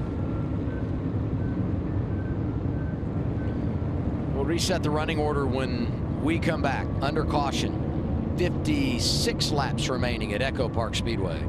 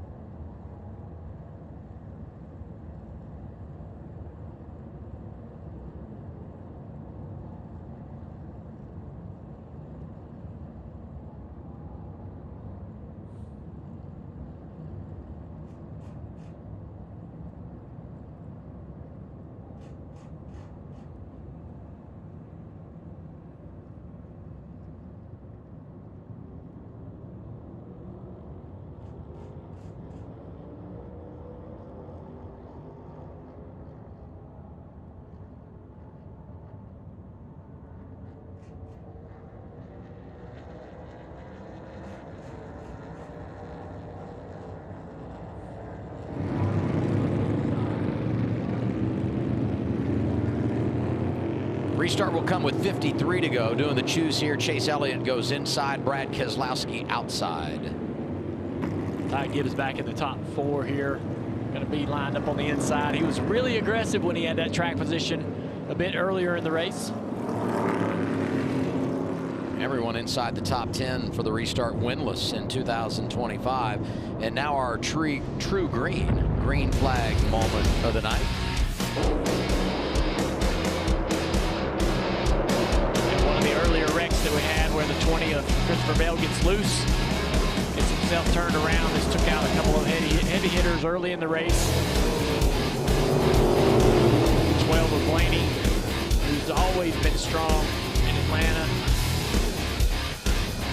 You know, Larson tiptoed through there, and he's 11th on the leaderboard right now, hanging around. What about the 6, Alan? They told Brad Keselowski that he can go hard to the end. This caution helped them in their fuel number. He doesn't have to worry about fuel savings to the end, he was told. I like it. That's a great update, Alan. Now we know where we're at on fuel. Now it's just how much risk you're willing to take. Still 54 to go. A lot of racing. That's the thing. It can happen real fast. We could have a clunky, you know, a lot of cautions to the end of this race. Back to the green flag. RFK all on that outside line are going to try to organize. Priest needs to get up there, help his teammates a little bit. 54 is pushing that 9 car, going to push Chase clear. Does Chase jump up in front of the 6 here off of turn 2? He sure does. Anticipating that outside line, getting the good push and shove down the back straightaway. Now Gibbs getting a push from Bowman. Mention those RFK cars trying to connect in that outside lane. Bowman to the inside. It's going to put Gibbs 3 wide. HMS cars maybe going to hook up at the front end of the field. Gibbs sliding high, on board with Reddick right in the rim. It's still 3 wide. His teammate on his outside, Bowman to the inside down the back straightaway. Top 3 still on. 45 is now clear.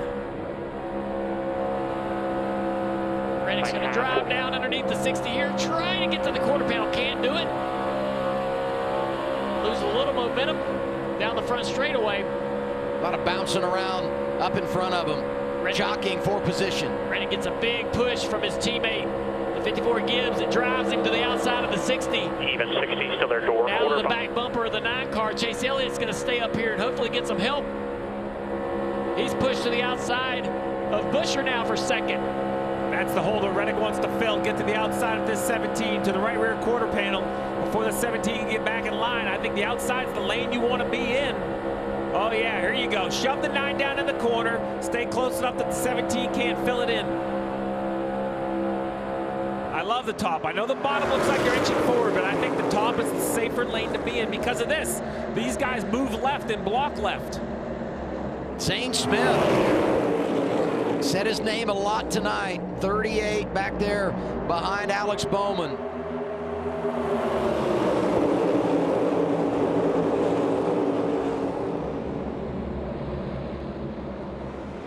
There's Zane pulling out of line. Side by side with a 48.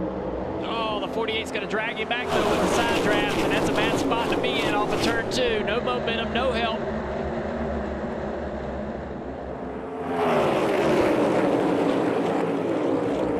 What did Busher and Chase Elliott do 2nd and 3rd?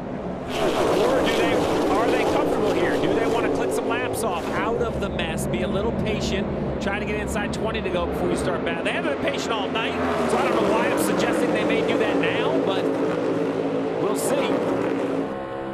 I think the 2 RFK cars running kind of offset is a little bit of a defensive tactic. See how they do it down here. 17, there you go. He just kind of runs the bottom. I don't think with any intention of getting to the inside of the 6. I think just blocking both lanes of air.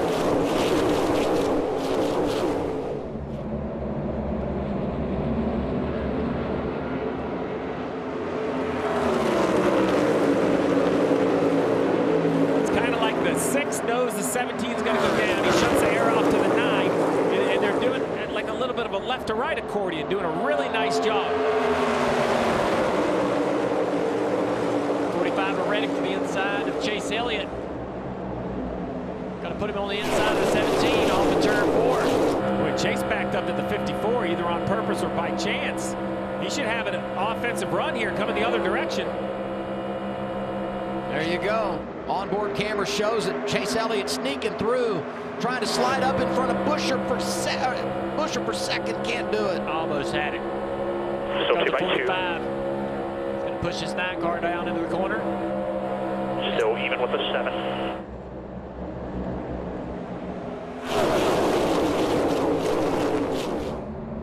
Ty Gibbs has kind of survived that loss of track position. He had lost it, he worked on it, and now he's found himself back towards the front. He's had a great approach tonight because there were times you looked at him on track and you just said he's trapped and he's frustrated. But the young driver hanging in there looking for his first career victory, and he's at the front with 45 to go. And right behind this group is that 77 of Hocevar. He's right behind this 45 car. Don't forget Tyler Reddick down the front straightaway. Sorry, Dale, I was going to say, don't forget that 7 is his teammate. I don't know if Out of the cares. inside, 3 wide. Oh, he gets shut off by the 54. He has to jump out of the gas. That run is dead. Got to build another one off the nose of the 10 car.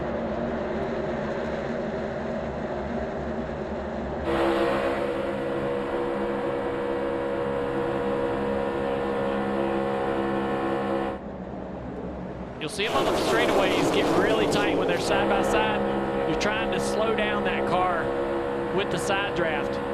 Hold that car in position and wait for some help to come from behind to push you. Bowman to the inside of his teammate Chase Elliott. Big run by the 54, 3 wide. Ty Gibbs to the inside as the Hendrick boys slow themselves down. A little 2-for-1 action there. Ty Gibbs up to 5th. Good run by the 7 here, Haley.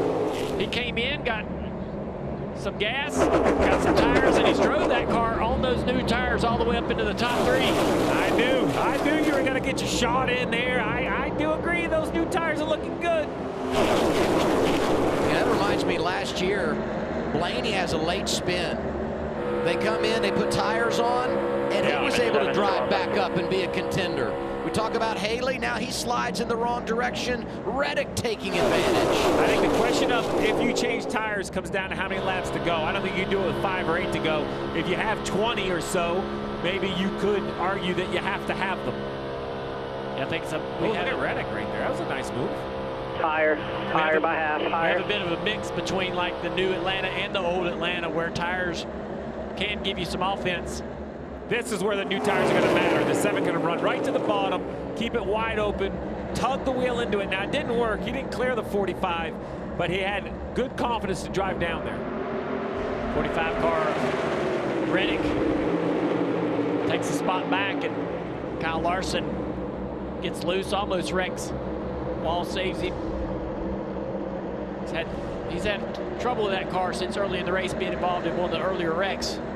Larson 20th right now. Chase Elliott to the inside of the 45. Oh, man, this is a good run right here. Your call.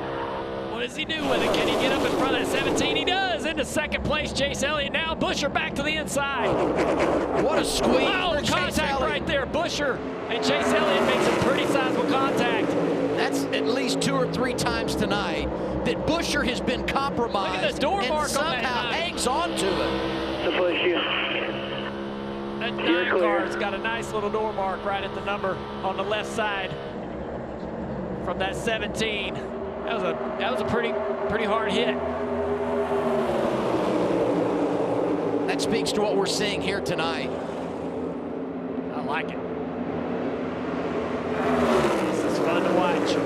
And these, you said it earlier, Steve, we've got to give it to these drivers. They are putting the show on for all of us. Look at them slow each other down. Huge, huge contact from the 7 to push the 9 clear.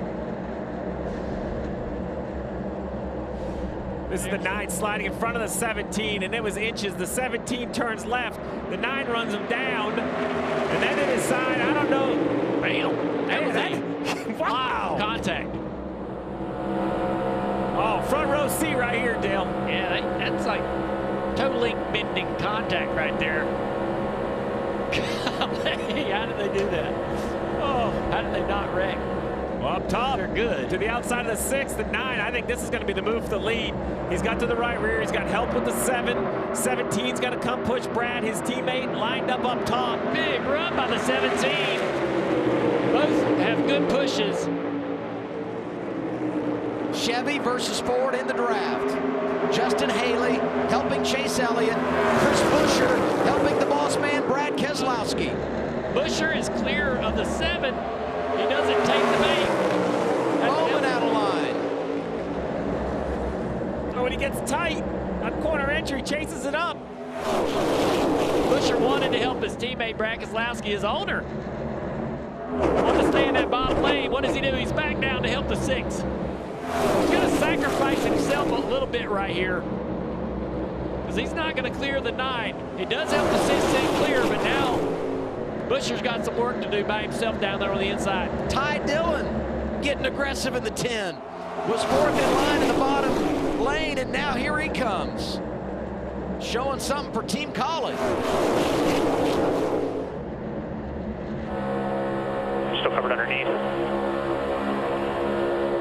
35, now 34 laps to go. It's wild.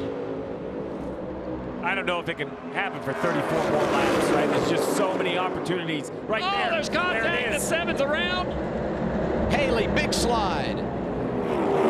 It looked like Ty Gibbs might have gotten in the left rear of the 7.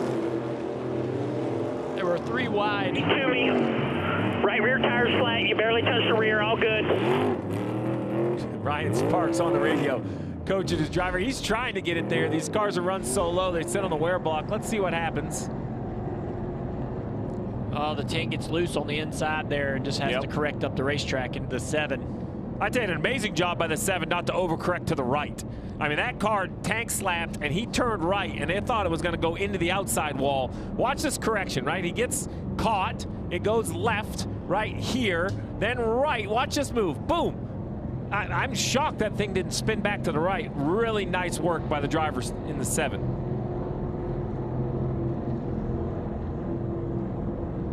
All right, Crew Chief Dale, you're 1-0 in the Xfinity Series. You're Brad Keselowski, Chase Elliott. You got over 20 laps on your tires. You're going to pit with 30 to go? New tires? I think so. I think you're going to bring a lot of people with you. At least the back half of this pack is coming, right, to the pit road. So we're looking at about 20 cars, maybe only about 15 or 16 really competitive cars. You're likely coming to pit road and maybe lining up 7th or 8th or 9th at worst. I can't pit from the front row. Yeah. Your argument is absolute, and I could absolutely be wrong. I don't think. But if I'm the 6 or the 9, I just cannot give up front row. But Buescher on back, I can make an argument that you definitely need to have some fresh tires. But oh, there you go. I thought it'd be easier just to put the 4 up. This wasn't my idea, but it's a great call. The 9, 17, 38, 45, they're not involved. With 32 to go, though, we could hit for the cycle. We could get all 4 of them. I hope that doesn't happen. Hey, I want to go this way. You know, you talk about not giving up those top 2 positions and staying out here. What about the teammate element with Buescher up there and Bowman? And how does that factor in the way you strategize here? Or do you say, like, you know, every man for himself? Are you thinking about having help and working together and that element of it, or no? I feel that everything happens at this track so quickly. You're asking a lot of your driver if you want them to kind of hook up with a teammate and try to have a plan with strategy. So I really think you just have to stick with your own plan. I got the answer to that question. You can't really count on anything, and I think you know that. If you are teammates out on the racetrack, you can't really count on everything to go your way and for your teammate to always help you, unless he happens to be the owner of the team. And Brad Keselowski. Wait, this is coming from an owner of a race team, so I like this. I believe, you know, that Chris Buescher will be a little more loyal to that 6 car than what the other teammates that are available to each other out there on the racetrack. Maybe not on the very last lap, but we've seen him sacrifice himself to be able to push that 6 car clear into the lead. Brad expects it too. Chase Elliott, team radio. I don't know. I said I'm really torn. What do you think? Yeah, but I hate to give it the front row, but I think some guys are going to come. The question is, can you get there in time and not get crashed? Yeah, I mean, my gut says stay.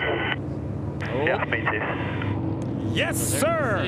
Yeah, I'm with the two of them. I'm with the two of them. Let's go to Marty. It's interesting, Adam, because Chase Elliott and Alan Gustafson under the last caution had decided that if caution came out in this range, they would indeed pit. But Steve, here is to make your point. Chase Elliott said, I think too many things are going to have to go right for anyone who pits here to be able to win the race. I just feel like this is going to sound awful, but sometimes on top of the pit box, you have to say, how am I okay losing? And I'm not okay losing taking my driver who's as good as Chase Elliott off the front row and it not working on new tires. I'm okay losing staying out with track position and having tires beat us. I'm okay losing that way. The other thing we have too is behind them, Stenhouse, Ty Dillon, they have 10-lap fresher tires sitting in 6th and 7th. A few other cars, they're all coming to pit road even with that advantage. So that tells me how important the new tires are. Stenhouse had better tires than anybody in front of him, still gives up the track position. And I love, so just as much as I didn't want to pit from the front row, if you're Stenhouse, hey man, we got to win. We got to make something happen. Let's make, 6. We're not quite there. We're kind of in that dirty air. Let's get on the, and he did what you said, Dale. He got everybody to come behind him. So now we can be the first car on new tires. I love Stenhouse and Reddick on the attack. Give me them playing offense here. Alan? An easy choice for Ricky Stenhouse because he told the team, I'm just not fast right now. I'm really, really tight. So they're going to come on, put 2 tires on the right side, roll around to the left, put on 4 tires. Marty Snyder. Long debate between Billy Scott and Tyler Reddick as to whether or not to come right here. But to Steve's point, and they gave up the back half of the top 10 to come down pit road. We'll see where Reddick restarts, but obviously on offense for the 45 for the final 30 laps, Adam. Adam, I think they're going to restart in the same spot. I think basically you can't give up something you don't have. So if you don't have track position, what are you worried about? Hey, the host of our car is damaged, but I don't mind him on offense either. Oh, no, for sure. Here. Danielle? Right now, Adam, Chris Buescher is sitting 15th on the playoff grid, just 35 points above the cut line. He told me, I don't look at points. I don't worry about them. Last week at Pocono, I didn't chase points. Even though I know I'm on the bubble, I go to win, and it ended up being a 40-point-plus day. All I try to do is run up front, and the rest will take care of itself. You look at the last 8 weeks, Danielle, 8 different winners, 6 of those winning for the first time in 2025. Here's a little recap of what we've seen the last couple of months. It's been fantastic. A win today would change the playoff picture. They got it going on. What an effort for this race team. From the back to the front, Ross Chastain wins the Coca-Cola 600. Ryan Blaney is the man in Music City. The playoff field is over half full. Chase Briscoe saves and wins at Pocono. Welcome to the playoffs. I think you could look at 9 for 9 pretty easy here. No doubt. Yes. Yeah. And then we'll go to Chicago. I could see 10 for 10, go for 11. So that's back to that cut line conversation. Is the schedule is a big part of that. This is, you called it clunky, Dale, and I agree. It's that clunky part of the summer where we just have a big variety of tracks. A free pass here, Michael McDowell. He's back on the lead lap. I'm showing 21 cars on the lead lap. This is significant, though, because he's head-to-head with A.J. Allmendinger in season challenge, and Allmendinger restarting inside the top 20 as well. Front row, Elliott, Keselowski, and behind him going to be their teammates, Bowman and Buescher. Art time, art class. Highlighting the drivers with fresh tires. Stenhouse 10th. So you heard like Reddick pitted from just inside the top 10. Is going to restart just outside the top 10. Great decision to pick because you didn't give much up. Stenhouse is having to get up a few spots back there. Looks like he's fading to the back of the field. Yeah, what is he doing up there at the top? Must have been a penalty or something. Yeah. In that 47. I don't know. Yeah, it was odd. After the Chews got single file, maybe.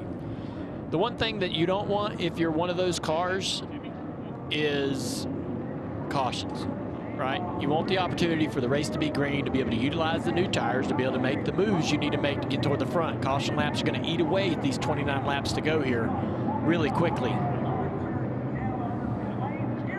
Got word Hocevar, Reddick got penalties, and so did Stenhouse, as we talked about. 28 laps to go as we get to green flag. Big push outside lane. Buscher and Keselowski working together. Keselowski is clear. He's going to drive down in front of this 9 car. Chase is going to push him a little bit. Here comes the 48 to try to help the 9 of Chase Elliott down the back straightaway, but the teammates of RFK are going to lock together, making contact. That's going to get the 6 clear off into turn 3. Ty Gibbs trying to make something happen in the 54. Here comes the 45 of Reddick with those new tires, driving up through the field, trying to make as much of a gain as he possibly can. Thought about 3 wide, backs out of it. Confidence is high on those tires, and speed not a problem. The question is, does he have room to work? Eric Jones right back there in the hunt inside the top 10. Inside lane, 47, 77 working together. How about that? That's way back behind this lead group. Brad's just going to have to watch wherever the runs are coming from. He's going to have to get some great information from his spotter about the momentum from behind. Which lane is the lane I need to stall out? Down in the corner, drive down in front of the 9 car, get him out of the gas. On the straightaway, jump in front of your teammate in the outside line and take the momentum from the top. Zane Smith, big shot to the 17 of Chris Buscher. If Chris Buscher gets another one of those or gets enough momentum to be able to make a run on the 6, does he make the pass? Or does he sit here and control the front of this field for Brad Keselowski? Look at Reddick already up to the top 5.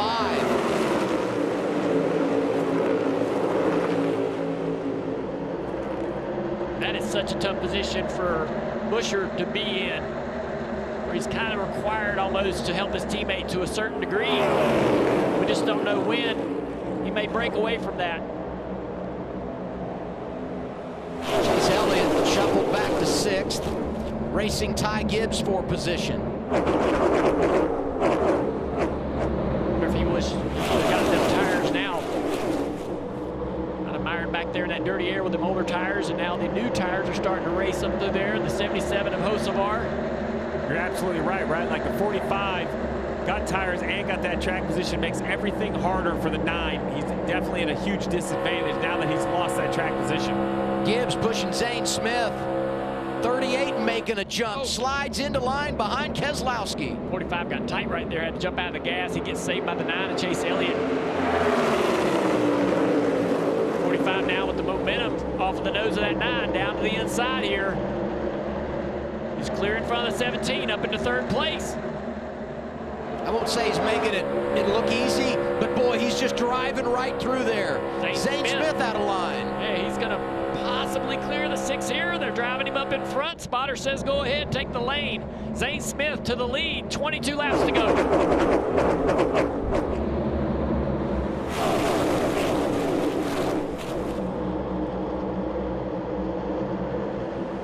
Still 1, single Phonics 5 still. Reddick is really the only car that's been able to use the new tires to drive up into the top 5. Here's the 6 of Brad Keselowski to the inside of Zane Smith, going to clear easily. Buscher trying to sneak back up there in the 17 car. Chase Elliott back in it. Ty Gibbs riding high in that outside lane. You see the 77 of Hocevar and Stenhouse side by side just off the screen. Toyota's working together. Gibbs pushing Reddick. Here's the 45. On board looking for the lead. Riding behind Keselowski. 2 off, half off 38, half off. All nose to tail for the top 5, 6 spots. Now the 48 to the inside. 45 to the inside of the lead for Brad Keselowski. He's not going to be able to make the pass. Brad's going to get the push down the front straightaway. Zane Smith's going to stick behind this 6 car. Ford's working together. Zane the push. Keselowski keeps the lead. Bowman comes through for 3rd. Just like that, Reddick loses all of that track position, drives in front of the 77, stalls out Hocevar. He's losing tons of spots down the back straightaway. Reddick still losing spots. 48 of Bowman to the inside for 2nd place. He's clear. Danielle talked about it. It was about a year ago when Bowman got that big win in Chicago. Rejuvenated himself, locking into the playoffs. And regardless of how it plays out, you can take the playoff picture and turn it upside down. This is going to be something tonight, a real turning point late in the regular season. Brad really wishes he had his teammate behind him. Had a little bit of security, knowing there was some commitment to 17, trying to work his way back and forth the front. Stenhouse back in the picture. He had a penalty, which is why he had to fall back on the restart. A penalty on the pit stop, has recovered reasonably well now, up into the 8th position for the 47 car. Bowman dove to the inside, gets blocked by the 6. Out front. Down the back straightaway, another run coming from the 48 here. Fades to the inside. He's going to try to make this pass happen. Not a lot of momentum. Brad can't slow him down. That was such a nice job by the 6. Just that slow walk, but is it going to work? Yes, the 48 to the lead. 6 back to the inside down the front straightaway. What a crossover move by Brad Keselowski.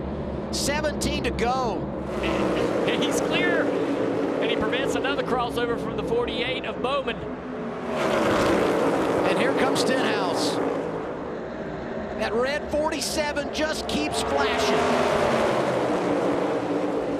Up 14 since the restart. The 47 is the car on the move. Bowman back to the lead on the inside of the 6.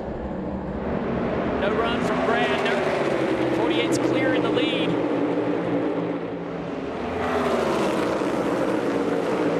Hendrick Motorsports has been great here at this racetrack in the draft. 2 wins for William Byron, 1 for Chase Elliott. Those 3 victories the best. Brad's got to put some kind of run together, but he doesn't have much help from behind. He's going to drive to the inside. Can he get there? Oh, I don't know if this is a pass. They're going to slow each other down on the front straightaway, giving Zane Smith an opportunity to maybe go 3 wide. He doesn't. He's going to push that 6 car, but he's going to push him clear. That entire pass was created from Brad getting on the left rear quarter of the 48 and getting him tight, driving him up the racetrack and believing that the 38, the fellow Ford, would stay in line, and he did. 3/4 half. Just keep that 54 with you. Brad's drafting IQ is just so high. The moves he makes have just such subtle tendencies. Big run right here by the 45. Oh, he has to lift. Commit to the outside line there. Otsavar, 3 wide middle. Here I come. I've been missing you guys. Had a long time, he said, since I've been up front. Hood flap, flying tape coming off the right front fender. The Chili's machine cannonballs into the top 5. 7s are wild, and the guy behind the wheel is a wild man. Hocevar trying to make it happen. Oh, he's going to jump in front of that 10 of Ty Dillon. Zane Smith has been a helper.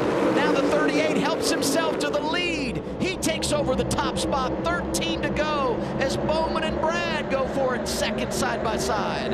Hendrick cars lined up in the bottom, 48 and 9, and the 47 at Stenhouse, all from the same engine department. Will they stay loyal enough to get some momentum? Big move by the 10. Slides up in front of the 54.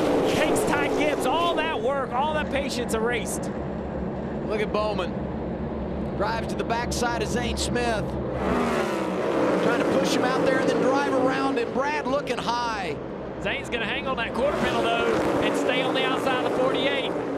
What does Brad do down the back straightaway? He's going to help the Ford on the outside. Zane Smith into the lead. Reddick is reset, coming in that outside lane. He's 4th. He's on those tires, just like Stenhouse. I see the Fords seem to be a little more loyal than the Chevys. The Chevys keep going. 47, big move to the bottom. Ricky Stenhouse Jr., 4 career victories, all in the draft. 2 at Daytona, 2 at Talladega, trying to add Atlanta to the resume. He's up to 2nd behind Smith. We're coming back to 10 to go. 19 positions since the restart. Penalty on the pit stop. Ricky Stenhouse fights his way to the top 3. Rolling back to his inside, though. He's going to take that spot away down the front straightaway.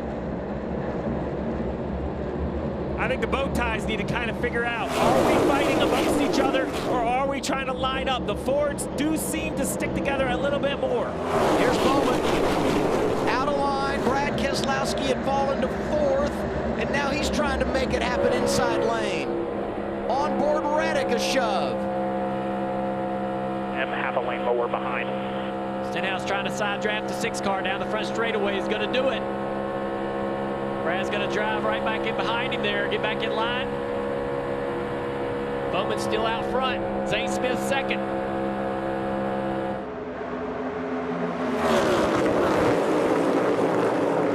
Oh, the 77 of Hocevar almost wrecking back there, getting huge shoves by the 9 of Chase Elliott. He was just right in the lap of the 9.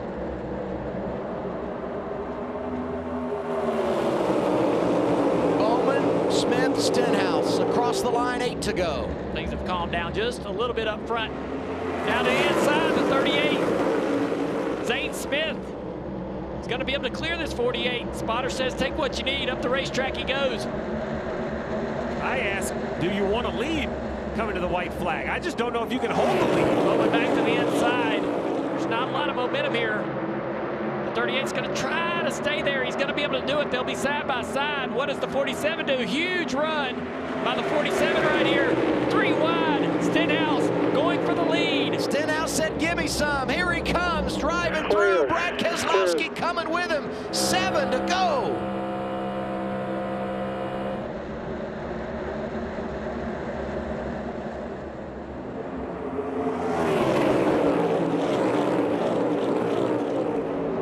Bowman loses tons of spots on that exchange. Side by side, the 2 Fords for second. Reddick trying to help the 6 Keselowski on the outside line. The 47 of Stenhouse trying to block whatever's coming. Trying to slow down the 6 of Brad Keselowski on the top right here. Big run down the back straightaway. Brad to the inside. Stenhouse tries to slow him down. Can't make it happen. These moves are just indefensible. 5 laps to go. Fantastic finish coming. Reddick right back in it. Yeah, Reddick to the inside here, trying to make a run. He's going to be able to clear into second place. Bowman's back up through there after having lost some of that track position. Here comes Chase Elliott. Field just keeps cycling. A lot of turnover at the front. Who's going to be there with 4 laps to go?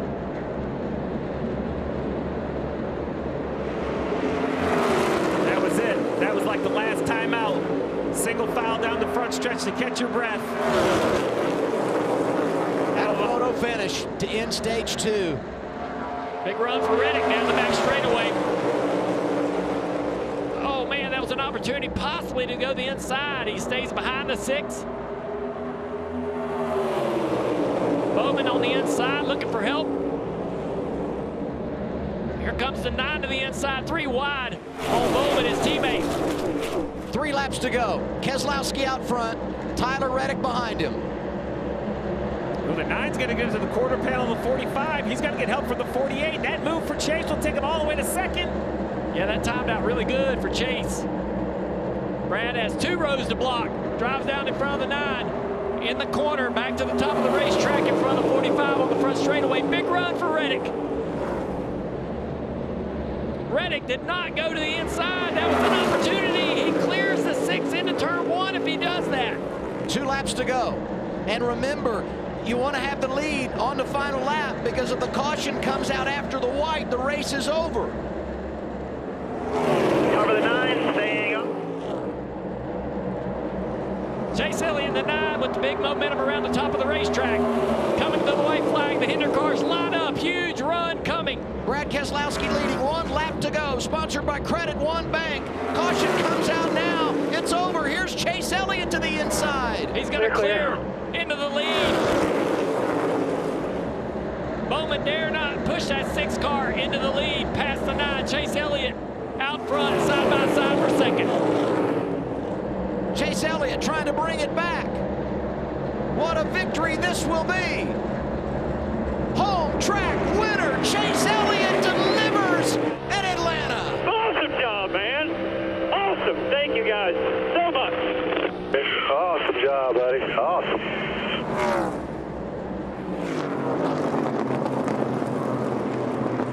He's been consistent all year long, getting the results, waiting on his opportunity to go to victory lane.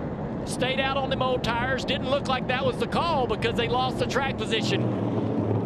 He battled back late in this run to be able to put that car out front when it mattered. And you mentioned it, the cycle, and it was a master class. He got there when it mattered, and then his teammate, the 48, aggressive, gets to the inside of the 6, trying to help himself, and that was it. Sealed the deal. The 9 held the lead. 2 Georgia drivers have won here at the Cup level. Bill Elliott, 5 times. This makes number 2 for Chase.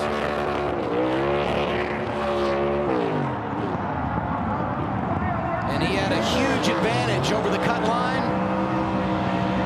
But the man who's already got a championship in his pocket is going to the playoffs.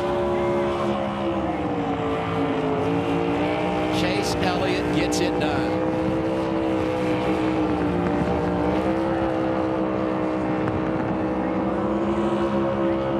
Caution's a theme tonight. Chase Elliott, one of 4 drivers not involved in a crash.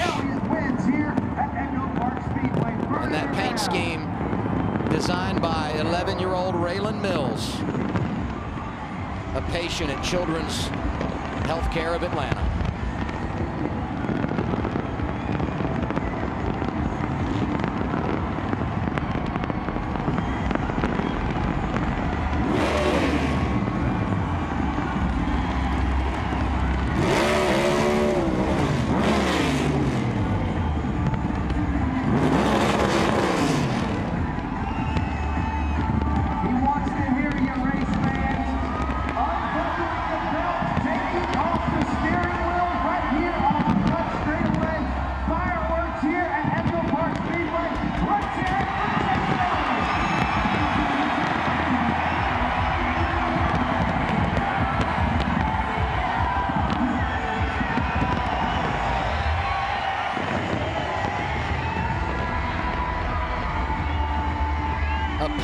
Victory, a huge celebration. Let's join it now down to the front straightaway and Marty Snyder. Adam, anytime NASCAR's most popular driver wins, it's a big deal. But when he wins at his home track, it's even bigger.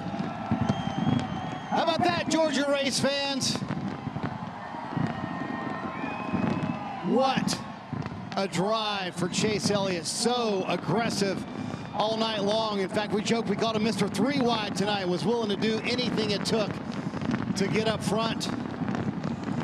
And here comes the 9 team, officially locked in now.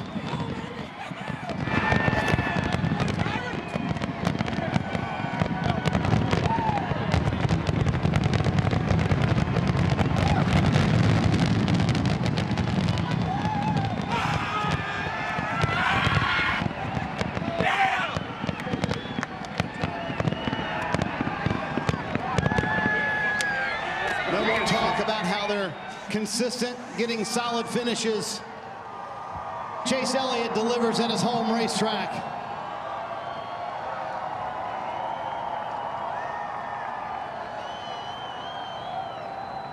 Chase, does it get any sweeter than winning in front of your hometown fans? Unbelievable. Unbelievable. You guys, how about that? Are you kidding me? I've never in my life. This is unbelievable. Thank you guys so much.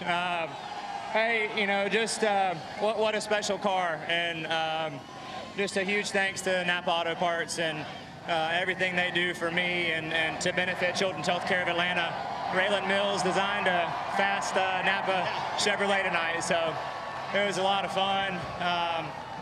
This right here is something I'll never forget. Thank you guys so much. What made this so... There's Raylan. Good job on the car design, Raylan. How about watching your car go to victory lane? It was cool. It was cool. What made this win so improbable? I mean, it looked like you were out of the game, Chase. Why do you say, I never dreamed this would happen? Well, I just think that, honestly, all the cards fell in the right places there those last couple laps. What a crazy race, man. I don't know if y'all had fun, but it was wild from my seat. So glad we got to run that thing out there to the end. And yeah, just again, thank you so much for everybody that has made this possible. You know, this is the 9th year of Design to Drive. You know, what an incredible way to celebrate that. Some great partners, Chevrolet. Say hey to Mr. Hendrick at home. Thanks for sticking with me, pal. And yeah, just again, thanks to all you guys, because this right here is, you can't dream of this. You got a short drive home to Dawsonville. I'm sure there's about 80,000 fans that'd love to party with you tonight. It's going to be a big one, so we'll get ready. All right, Chase Elliott locked into the playoffs, but more importantly, wins at his home track. Adam, means so much to him, you can tell. 3 drivers from Hendrick Motorsports have now found their way to victory lane in 2025. 12 drivers have won on the campaign. The playoff field is now 75% full. Last lap pass, engine number 9 to the point, and once he got there, he wasn't going to give it up. Yeah, he claims it all fell in the right place, but I'm not sure humble Chase Elliott gives himself enough credit. He also made all the right moves when they mattered. A masterclass final lap, timed that final move, and then held off all the aggression at the end. Yeah, the man with the best average finish in NASCAR is going to give Chevrolet 5 wins here of 8 events on the new reconfiguration. Just an awesome job. Big commitment down there in the corner. He knew the block was coming. Brad really couldn't do anything about it. He was in a bad situation coming off of turn 4. And then the help from the teammate, not to push the 6, not to help the 6 rebound. Bowman goes for the position, doesn't get it, but that also was a good aid to his teammate Chase Elliott. A very normally reserved Chase Elliott shows emotion. You wonder what giant has been awoken here with a few races before the playoffs. And talk about momentum. Back-to-back top 5s coming in. Today, he takes it to the front. And talk radio going to be a buzz. Because they'll no longer be asking the question, when is Chase going back to victory lane? The answer tonight at EchoPark Speedway. And he does it in an absolute thriller on TNT.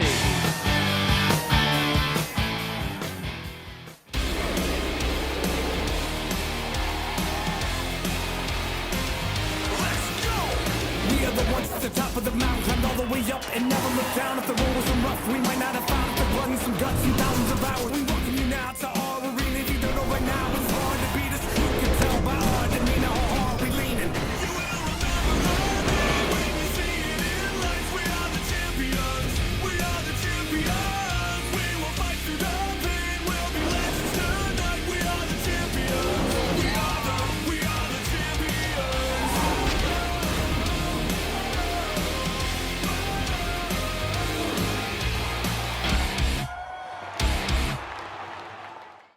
This copyrighted telecast may not be reproduced, retransmitted, or used in any form without the authorized written consent of NASCAR Broadcasting. NASCAR would like to thank all of our fans for your support, and we hope you enjoyed today's broadcast.